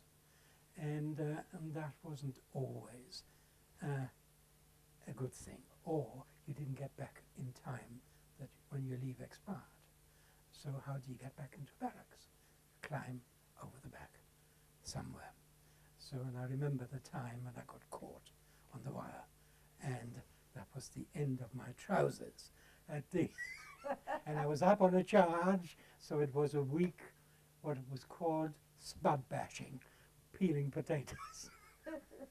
And that's part of the army. And from there, it was training in Norfolk, near Cromer, for assault, beach assault. And for a matter of a couple of weeks, then back again to Bury St Edmunds, and ready for draft to overseas. The regiment had 2 battalions. Now we're talking now about after D-Day, before I finished my training. 1 battalion was in Burma, and the other battalion had gone across to France. So I did manage to see the adjutant, and he was fully aware of my background, and he said he could not guarantee anything. I said I'd joined the army in order to fight the Nazis. And he said he'd do his utmost, but he wouldn't guarantee. So there were 2 occasions when I was fitted out with tropical kit and stood on the parade ground where the lorries were there, and the names were called out for the draft to Burma, and each time my name was called out, stand over there. And I stood there and waited until the lorries had gone. And the 3rd time, it was my turn to go sent to Southampton for embarkation. And embarkation to Ostend, which by then had been liberated, and from there to Louvain for a week or 2 in barracks, and from there to Venlo, which was then the front line on the Mars. And Venlo, it was for a period of throughout the winter of 44 to 45 in very difficult conditions, purely not because we did any fighting, because the Germans were across on the other side of the Mars, and the front line didn't move. And but you were dug in trenches, in territory, and in which was very difficult to dig in at all because it was water-logged. But and in winter it was cold, it was miserable. But anyway, and nothing happened except now and again you could go into the Dutch side of the town and visit families and Dutch families. And I became quite friendly with a Dutch girl there in Venlo. And then off we went to further north in preparation for the Rhine crossing. And more training with assault training, and eventually, and we had a leave in between for a few days in Holland, and not Brussels. Brussels wasn't liberated by then, and that was later. And training for the Rhine crossing, and it was then early 1945. I think it was already after the Arnhem affair and the debacle, and the Battle of the Bulge, and what's the forest? In Luxembourg. Ardennes. Yeah, thank you. So we were destined to take part in the Rhine crossing, in these armored vehicles which came up to armor waist high, and then across the Rhine, which of course was near Nijmegen. It was fairly wide, so it was and under fire from the German side, and but one survived, and but I did leave out something because I knew there was something in between. And there was the fighting first in what was called the Reichswald and around Kleve, and that was very intense. And I think that was perhaps the fighting that I got caught up, which was very hard, and there were great losses when the Germans were still fighting very hard, and it was from there that we were sent on leave. I should also say at a little earlier stage, I was a member of a Suffolk regiment, but of course being sent over to Ostend, we were sent over as reinforcements, and the reinforcements were required by the Royal Scots. So I became a Royal Scot from there onwards. Not with this kilt, but with all the other type of uniform from there onwards. In my army life, I stayed a Royal Scot. So after the Rhine crossing and the fighting on the other side, things became easier because the Germans were then in full flight. And it was then a question of trying to keep up with them more than anything else. So by then, of course, it was well known that I spoke German. I ought to say something else. When I enlisted in the army, everybody gets a pay book, a soldier's pay book. Now, I had a name of Horst Giesener, and it couldn't be more Germanic than that. Indeed. So I said I would like to change my name. So I changed my name. I thought what was it going to be? I thought I'll keep the initials of HG, and I became a third of Gilbert and Sullivan. So Harry Gilbert would do fine. So off my pay book was sent off in order to register the change of name, and in due course it came back with Horst Giesener neatly crossed through and Harry Gilbert put over the top of it. So I thought, well, that won't do at all. So, but you know, this is the army for you. So anyway, they put it right. And so it reminded me when talking about using my German language. Yes. We conquered, or whatever it was, a fire engine in a place soon after the crossing the Rhine in the first place we came to. And together with 3 other Tommies, I was sent, and by that time I had 1 stripe, I was sent off in order to requisition billets further on in territory which hadn't been visited by the army as yet.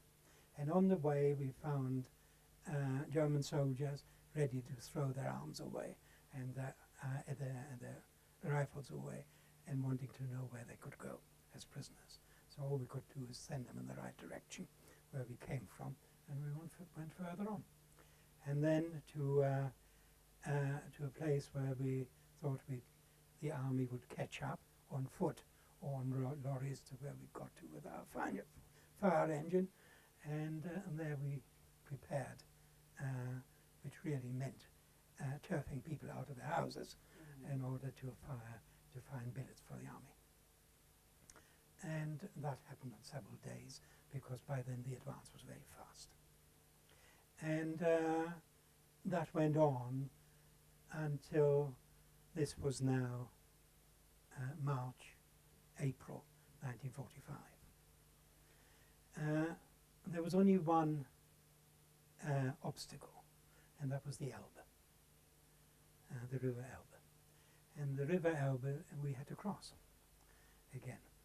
And on the other side, as it transpired, there was what was called the Volkssturm. Those were older men, which past military age, and youngsters, boys, given a modicum of training, and in order to fight the Allied troops. And but they were fanatics, and they did. And so we crossed the Elbe again in those amphibious vehicles called ducks, and up a steep bank on the other side. And the only time that I got anywhere near being hit was when I discovered afterwards, when I undid my pack. Amongst the rations, you had some soup in self-heating tins, and that soup was all over the rest of it. And I was hit by a piece of shrapnel, which luckily hit that soup tin. So anyway, for me, the end of the war was approaching, and we moved on very quickly from there onwards. And the particular unit that I was with eventually found themselves in a village between Hamburg, halfway Hamburg, and Lübeck in northern Germany. And that was when we were told, you know, things were coming to an end, fighting was coming to an end, and that's where we got stuck for a while as the occupiers. And from there we were transferred to various other places. First to an area which was subsequently taken over by the Russians, which we had to cede to the Russian army. And from there to a place called near Hanover called Celle, from there to Lüneburg, and from there to further up north. I'll stop there for a moment with the place called Celle. It was now August, or thereabouts, 1945. And I approached the commanding officer with a request for leave to go to Berlin. By then, and it was really the first time that one had become aware of the Holocaust. I think we have to stop this tape now. Okay. Thank you. Yes, I just started talking about the Holocaust.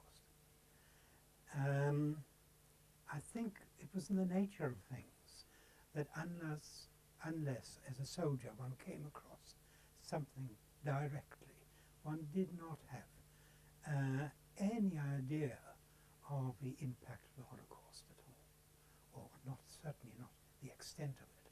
Now, I do recall there was only one instance that during this headlong rush across Germany, we came across a camp.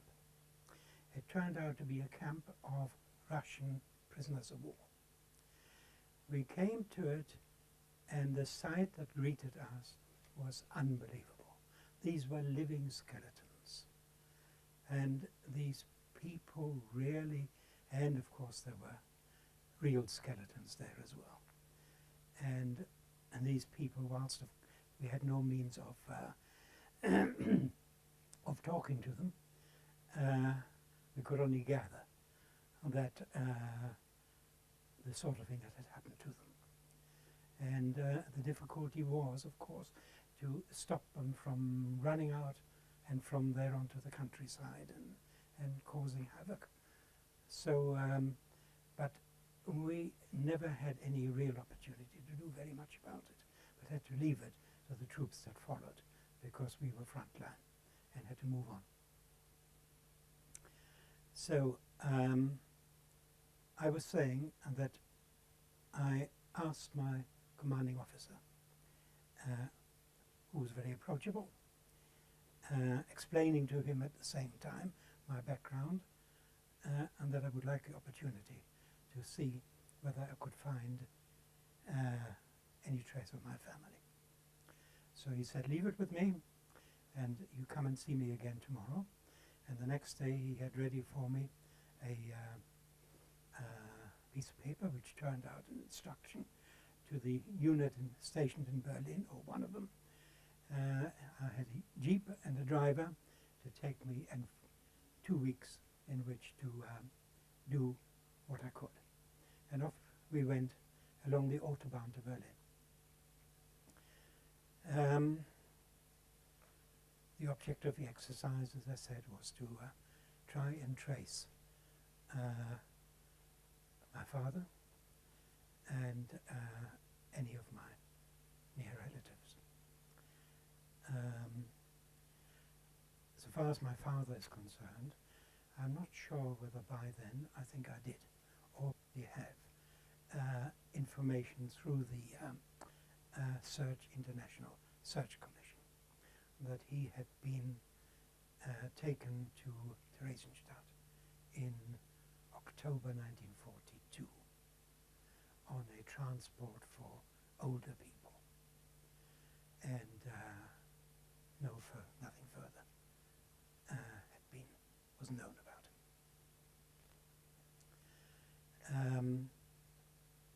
two aunts, that's his two sisters. All I knew their last addresses. And the last address for one of them turned out to be one where people, Jewish people, were gathered together like a sort of a mini ghetto before transportation. And the house had been bombed out, so there was nothing further to be found out. The other one was standing, the other place was standing. I located the concierge, and she told me that my aunt had lived there with a gentleman who I also knew in a flat until sometime in 1942. And she was out, walking out with her yellow when the Gestapo arrived and took him. And when she came back, she was warned. That's what happened. And she didn't go back in the flat. But she went to the same place, and that was it. None of the people that relatives of mine could have found out anything at all. So from that point of view, that was really the end of the object that I had, other than it acquainted me with how Berlin looked then compared to what it looked when I last saw it. And that whole areas had been totally reduced to rubble. And yet there were others which were standing in areas that I knew well and that I could still recognize. That some of the outlying areas that I could find, and believe it or not, the opera was functioning, and it was in what was to become the eastern sector. But of course at that time there was no absolute frontier, as it were, between the two halves. And so far as the occupying powers are concerned, it was possible to move quite freely. So whilst I was in the Russian sector, and there were Russian personnel sitting in the audience, so was I. And it was really, civilians weren't allowed to go, so this was mainly for the benefit of for the occupied powers. What else can I say about that? Not a great deal. I returned to where I was stationed in Celle. I was soon transferred to Lüneburg. From there to the headquarters of the British Army of the Rhine for a spell at Bad Oeynhausen, that's O-Y-N, at the interpreter's pool, to be trained as it was only a question of a couple of weeks as an interpreter.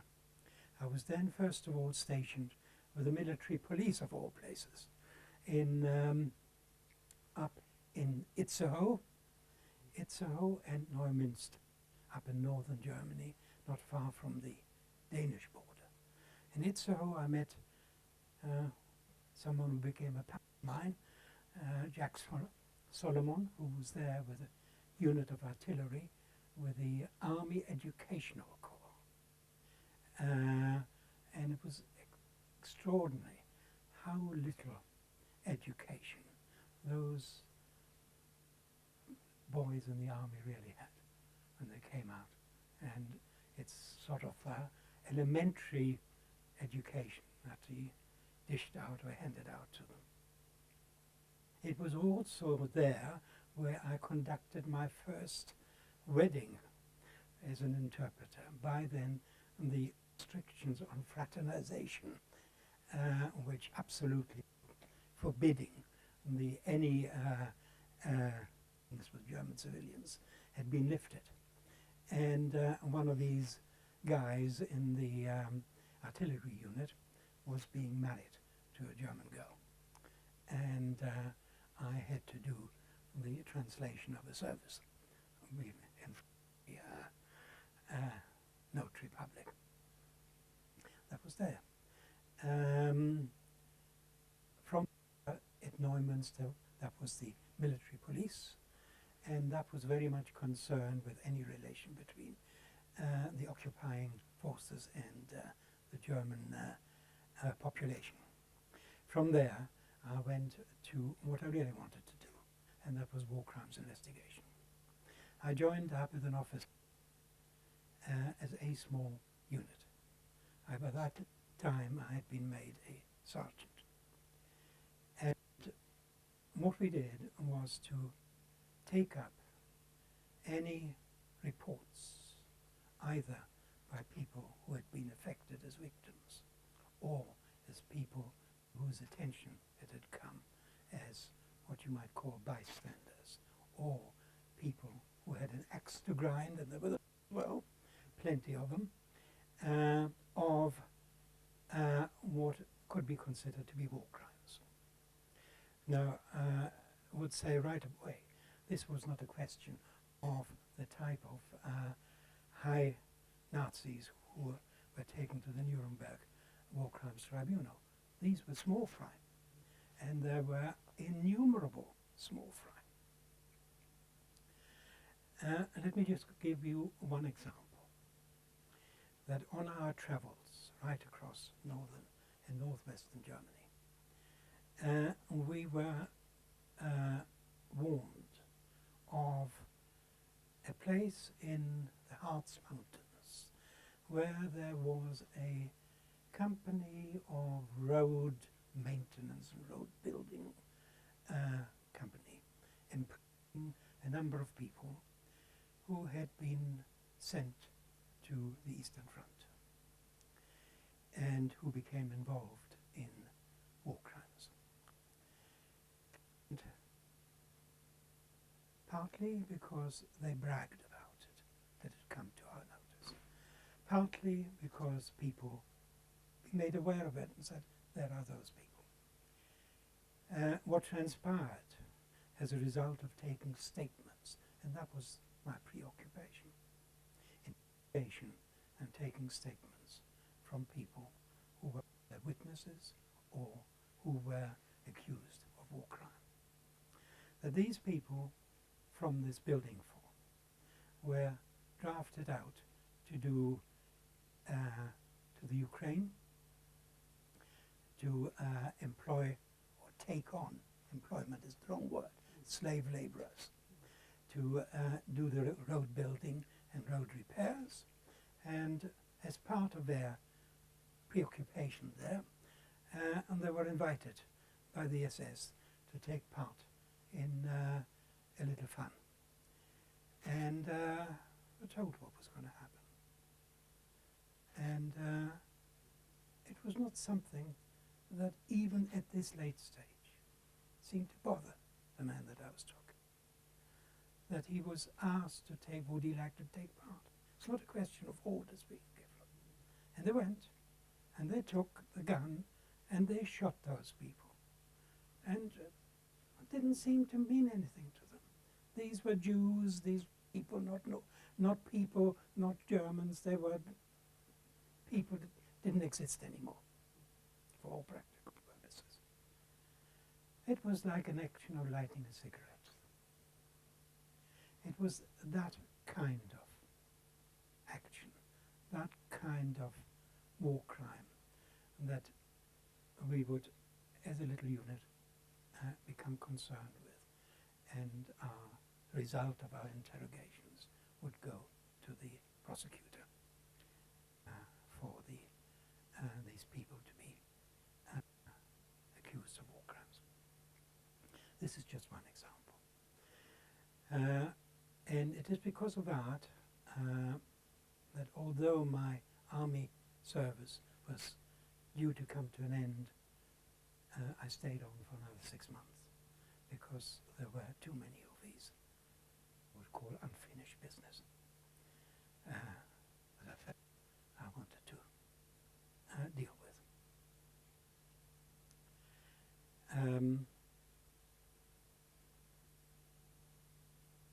was demobbed in April 1948, long after many others had gone before. And I came back to London, and the hard slog of finding a job and doing something with my life. Having left education at the age of 14, what was I going to do with it? I lived again in the digs where I stayed before. Took up some contact with somebody else who I knew out of the army, and now comes the important part. I'm with a girl I got to know in the Free German Youth, Ursula Gilbert. And in due course, we married. Ursula was doing some working for a company of market research, and I was still looking for a job, living on the proceeds of my gratuity, army gratuity, and with my demob suit. And I did a job, I think, at Earl's Court in an exhibition as an interpreter, and then found a job as a with a metal finishing company for a few months, and started evening classes. I was there as a stores clerk, evening classes and bookkeeping. I moved on to another company after having done some of the bookkeeping as a accounts clerk. And I was fortunate enough to have a lecturer at the Evening Institute, which was Marylebone College of Commerce, who would write to the Association of Certified Accountants to see whether I could get an exemption from their preliminary examination, which was the equivalent of the matriculation, as it was then. Nowadays it's the A-levels, and which was the entrance qualifications. Nowadays, of course, you've got to be a graduate. And I got it. So I worked by day and learned by night. And I went through the exams, and can't say that I passed everyone with flying colours, but the first one I did when our first son arrived and was bellowing all night, and I was sitting there with a towel around my head trying to learn, and not very successfully. Anyway, that was, we then lived in Earl's Court. Remember? Yes.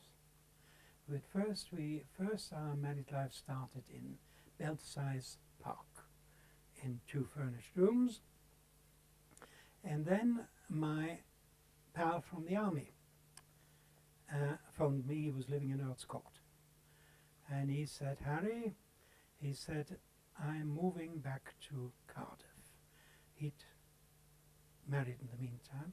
He'd married a German girl, and he comes from quite an orthodox home, and his parents weren't at all happy about it. So it took months and months before they would see him. And anyway, eventually he moved back to Cardiff, and he had 2 unfurnished rooms, and that made all the difference in the use of a kitchen and a bathroom, and on top in Earl's Court, on top of a greengrocer's, and that was heaven. So that's where we moved, and from there to a flat, which was absolute luxury, on a square in South Kensington, where the second one arrived, as second son, and I was still doing my studying, and I was still working by day and learning by night, and until we decided we had a few bob together, and maybe we could get a house, and so we moved to Edgware. So we came to Edgware. When was that? And that was 1954. Right, for this house, in fact. Not this one, no. No, we couldn't afford that. No. No. Too big a Yeah. leap. Quite right. Too big a yes, leap. of course. No, we found another smaller one, and interestingly, we could only afford it because we could let 2 rooms at the top to a couple who were both working on the buses, and that was very useful. So they paid us a bit of rent, and they also did some babysitting. Very useful indeed. And we were both playing bridge. We didn't know anybody in Edgware. And so we put an advert in the paper. Young couple looking for likewise or in order to play bridge. And we had some answers, and including one couple who we still play bridge with after so many years. And we had in the meantime, my brother lived in Israel. He had stayed on the kibbutz learning to be a carpenter, and then subsequently moved to Tel Aviv and married a girl who came out of Auschwitz. And she does not and will not ever talk about it. And her children often ask us whether we can persuade her, but no, she won't. And in the meantime, they've gone to the States, and they live in a place called Allentown. But that's his story. Yes. And coming back to ours, or to mine, yes, to ours, I finally qualified as an accountant in 1957 and moved up in the company that I was with, a company of who built furnaces and were associated with the steel industry as such, and also built furnaces for the glass industry, became their company secretary and their financial accountant, and became involved in traveling to India in order to start a branch there, and to South Africa, and then moved to an offshoot of theirs who were in south of London, forgotten, in Basingstoke? no, Richmond is where I worked first, and Chessington. And so I was always involved in travelling from Edgware a long way. That was part of my problems as and then May I ask, why did you come to Edgware? Why was the original idea to come to Edgware? What made I don't you come really from, know. I think you're in South Kensington before. yes, I don't really know. I think we must have known somebody, Yes. but I don't think it was actually in Edgware. We were looking in Finchley, I see. and we found a place which we dearly loved, but it was just too much. I think the difference was something like £200. We just couldn't squeeze that out. You may But have that's enough. realised that it was a little cheaper if you went a little further out. Yes, I don't know. yes, I mean, yes. maybe in So we did. south. We started looking here, and we could find that place, which we could just about afford then. So, and then to come here, of course, was 4 years later. By then, of course, I was more established. My income had grown, and so on. And I will also say that we both benefited a little from restitution monies from Germany, which helped towards a deposit in a house, and later on a pension. So I then moved to, I had an offer from a very distant relative of Ursula's to join his company asked me before, I wasn't ready for it then, in East London as their financial director. And that's what I did for about another, up to 1980. So we're talking in terms of years. That was from 1970 to 1980, yeah, about 10 years. I had roughly 3 jobs. The first one with the steel furnace company, the second one, this one, which is a firm of steel stockholders, and then finally one nearer home in Colindale, were importers of equipment from Italy for the motor industry as their financial director. Mm-hmm. Right.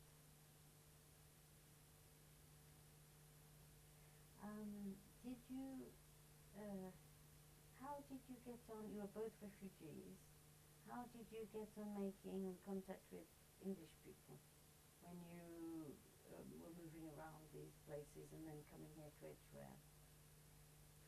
I don't think it was any difficulty, in the sense either through working Mm-hmm. or through synagogue.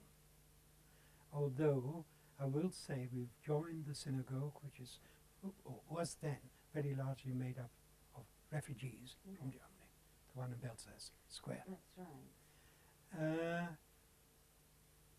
After that, and that was very much later, of course, was we joined the U3A, University of the Third Age, Yes.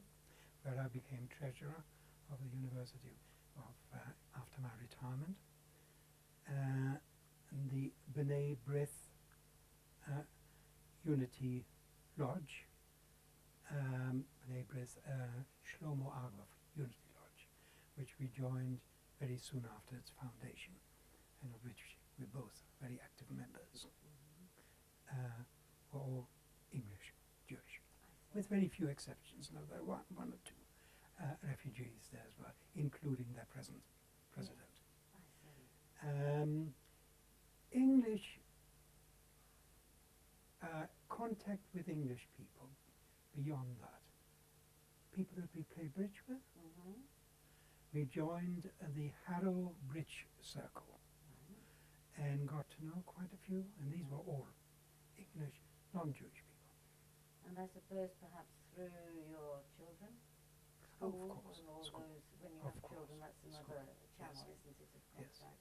Yes, of course, Ursula through taking the kids to Yes. school and their friends and of course her friends also, Ursula's friends, through her work and later on through her studies, Yes. because she studied to take a degree I see. at Hatfield. Yes. And Did you all, now, I'm just thinking also about language. Did you always speak in English with Ursula? yes, I think almost entirely, I would say. Funnily that you should ask that, because as one gets older, your mother tongue does tend to enter into conversation a bit more. So there are a few things expressions that come to mind for which you can't find the English equivalent, and so, but I think generally speaking, the answer is yes, we did. Now I should also say that through the synagogue, which hosted the Anne Frank exhibition in this country, I think the first time that it came over from Holland, Yes. and the Anne Frank Foundation was founded here. And we became involved in acting as guides, and have done so ever since for the last 15 years, when ever the exhibition was anywhere near London. And most recently, for the second time, at St. Paul's Cathedral. And, but, various places. It might have been in schools, it might have been very often at churches. At St. Albans Cathedral was Yes. one of the most successful ones. Yes. Yes. At the RAF Museum at Hendon, at the Central Hall, I remember when we shook hands with David Blunkett when he was Education Minister and came to witness what we were doing and how the children were being taken right through the exhibition. And he listened to us talking to the group of children. And then, as I say, through the U3A, University of the Third Age. And we then talked to schools at various times, particularly at the time of the anniversary of the 50th anniversary of the end of the war. And of course, since the Holocaust Memorial Day was instituted, so we took part in the first one at Central Hall, and activities associated with it. The most recent one would have been by our synagogue, on which invited schools in the area of Camden, and was so surprised by the response that they had that they extended these sessions for two days, in which we were asked to talk to the children, and which filled the synagogue, and that was quite satisfying. Oh yeah, indeed, indeed. And we both feel that this is something, activities that we want to do, Oh sure. that it is something which we find very important and useful. Absolutely. We've been back to Berlin once in order to just on a visit. No, so I'm mistaken. Once when Ursula was invited as guest by the city Yes. as an ex-Berliner, Yes. and the second time when I went to a reunion of my school, Oh yes. Oh goodness. which of the Jewish school, The and Jewish, the jüdische Mittelschule. Mittelschule, which was quite an emotional affair. It must be. And it was, to go back to this school, which quite interesting in the sense that it was badly damaged Yes. during the war. And we went there during, I saw it actually when I was in Berlin during my visit in 1945. And it was, well, you could see it was a ruin. It was then some attempt was made to carry out some repairs. But then, the last time that we were there, and that would have been for this reunion, not the last, but one time, this reunion, it had been reopened as a gymnasium by the Jewish community, and that was of course after the wall came down and the two halves had been unified, because the school is in what used to be the eastern half. Yes. And it was interesting in the sense that I found my way through Berlin very easily through that. Most of the people who were going along there were quite happy for me to lead them there and from the place where the reception was to the school. Yes. And it was quite uncanny, because the school had been repaired and reconstituted exactly as it was before, and it looked just the way it was when I last walked out of there. Here, with the exception of the statue of Moses Mendelssohn, which stood in the forecourt, and that was no longer there. Instead of which there was a plaque of him there. And right next to it, there is also a little cemetery with a statue to the people who were deported from there, because the school and all the buildings around it became the transit camp for the Jews who were deported from Berlin.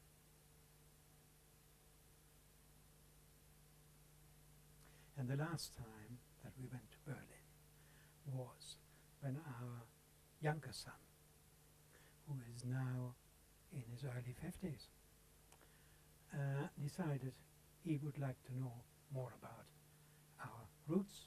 He would like to see where we came from. He would like to. And we said, okay, Stephen, we'll take you. And we went to Berlin with him and showed him where we came from. So these must have all been very emotional Yeah. visits, obviously. Yes. But you wanted to go. Oh, There was yes. no hesitation. No. Well, you, of course, had been straight after the war anyway. Yeah. Which, Yeah. yeah. Mhm. Talking about your son leads me to the fact that you have two sons, don't you? That's right. And they, I suppose, grew up as little English boys. Oh, yes. Obviously. Yes. They were born in the 1950s. Yes. Yeah. And although my mother, who lived in, of course, in England, and who at that time worked, I'm not sure what she did.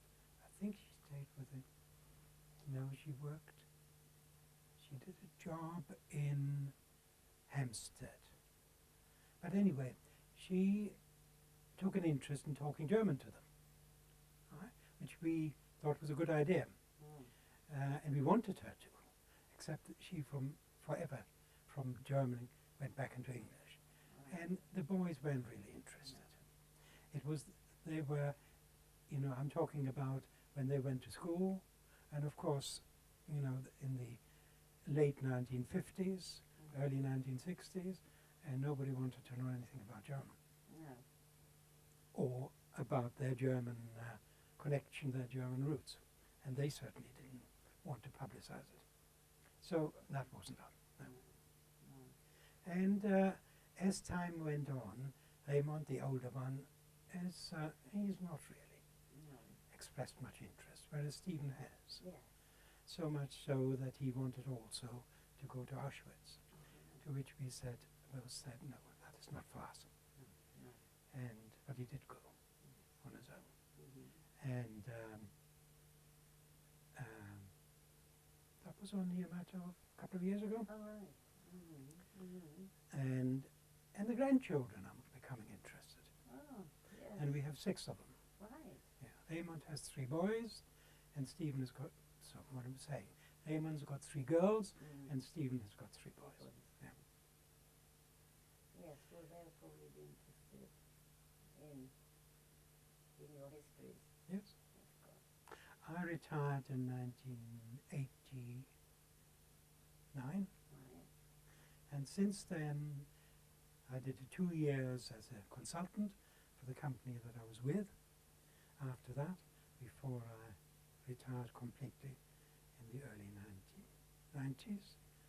And from there I've been busy with U3A, with the lodge, with synagogue, with, what else? The grandchildren, playing Sounds bridge, quite a program to doing me. walking, traveling, enjoying life generally. Such is my life. That sounds, well, when I think back on what you've told us, then it sounds a very nice life. Did you feel well integrated, of course, into life? Oh, yes. I imagine. Oh, yes. Yes. And assimilated into life in this country. Yes. I think I would say that our social life is, with very few exceptions, centers around the Jewish community. Yes. And we have friends who've got a similar background. Of course. And we have friends through the B'nai B'rith, and it's astonishing in a way that it's rather late in life. We've made some good friends. Oh, that's rather nice. It is. It's not what Yes. one expects when one No. gets older. I No. know the feeling. Yes. And through playing bridge, through walking groups, through, and we're generally always ready Yeah. to muck in. Well, You and know, I when think it comes it's, to whatever may be wanted, we're always there to help I'm sure and to one's own attitude is very important in these things. give something back to the community. That's what I feel. We spoke about Germany and later trips of but I didn't actually ask you about your feelings toward vis-à-vis Germany. And I should say, that's right, I have missed that out. Because that's You remember I talked about the Free German Youth. I do. And it wasn't very long after I joined the forces and actually found myself fighting the Nazis and saw what they did, that any ideas of ever going back to Germany went out of the window. As absolutely. So that was something when I broke any contact I had with the Free German Youth. And some of those people who did go back, some to Eastern Germany, some to Western Germany. I did meet up with one or two of them later on, and I made quite clear how I felt about it. Yes. That I could never see myself living in a country which perpetrated what Nazi Germany did. And so that was the end of it. Yeah. Having said that, we have met a lot of younger Germans, and of course through the Anne Frank exhibition, Yes. more perhaps than others, who are interested in the sort of things that they've never been told about. Yes. Something that their grandparents didn't want to broach at all, Right. and that Yeah. their parents tended to brush aside and didn't want to become involved in, and which they now feel they want to know more about. And so, you know, when we travel and when we meet Germans, as one does and travels, particularly when we meet them en masse, a group of Germans, one looks at them and, you know, the age group matters. When I see people our age, you know, the curtain comes down. Yeah. The one, you know, I don't want to know. No. Younger people, I have no hesitation in talking to them. Something else perhaps I missed out. Whilst in Itzehoe, I came into contact with somebody an Hungarian Jew who survived and who was very busy in the film industry and who started something again immediately in that place, who with the help of the occupying authorities opened up a cinema. And it became my job to ensure that house by house, street by street, every German in that place was brought to the cinema and was made to look at films about Belgium and see what they all said they never knew anything about. And that was the initiative of this Hungarian Jew. And mine.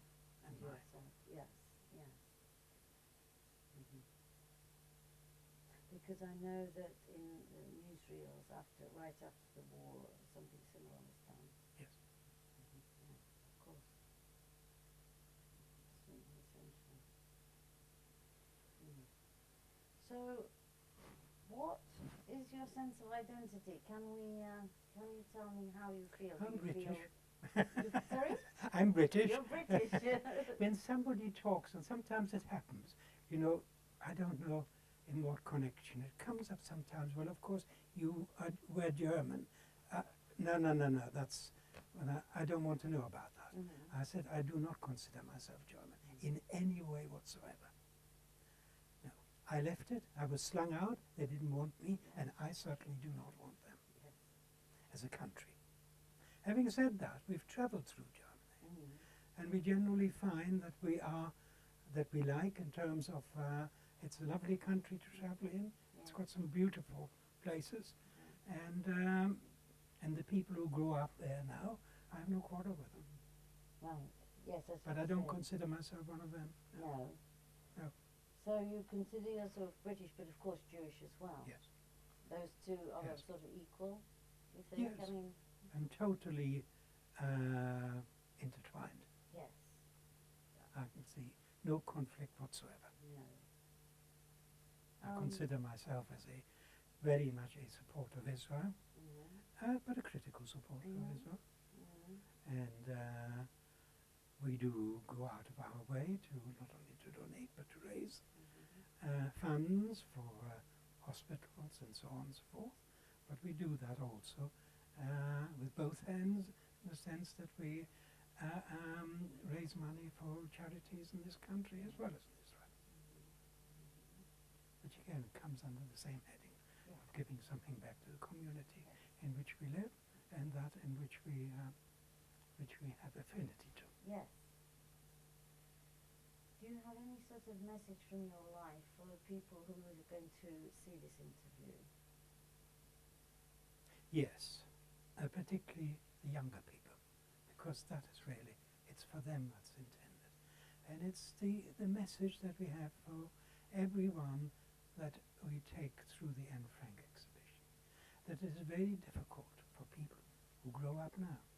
What does it mean that 6 million Jews have died? It's incomprehensible to anyone who lived through that time, certainly to adults who haven't lived through that. How can we expect young people to visualize that, for that to be meaningful? But if we, so long as we are still around, can give young people in general, because we talk to older people as well, something of our experience, to let them know what it means to have lived through that period and what lessons one can take from that.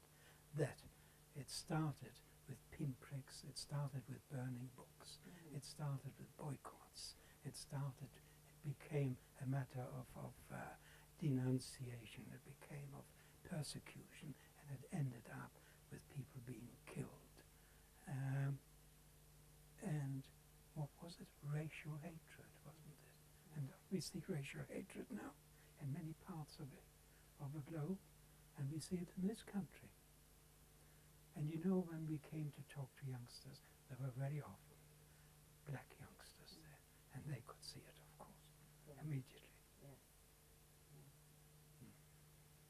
Well, thank you very much indeed, Mr. Gilbert, for this interview. My pleasure.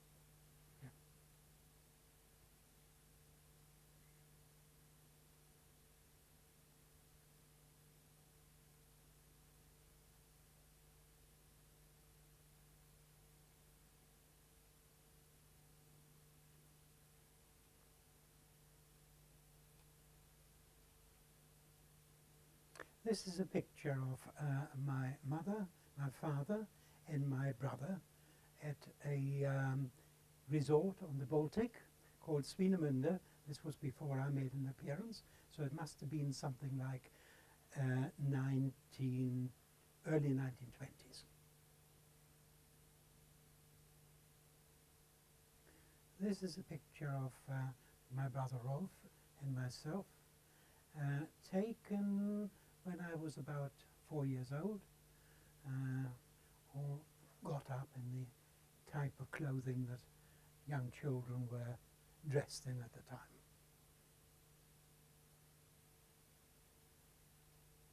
These are my maternal grandparents. That's Rosa Marie and Alfred Bendix, living in Magdeburg, and taken, I would think, in the early 1920s. This is a school photograph. I was about 9, I would say, and you can see on there some of the children already in the Hitler Youth uniform, some in parts of the regalia of such a uniform with a class teacher.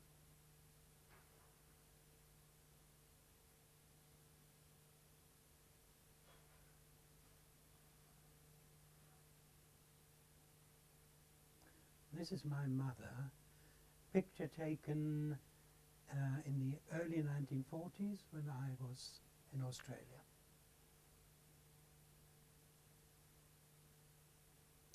This was my time in the army, and it must have been taken shortly before embarkation to Europe.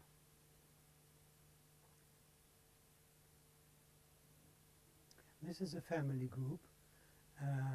My brother and sister-in-law came over from the USA to spend a week with us and take my mother to Bournemouth. This would be, my mother would have been 93. And it was taken in 19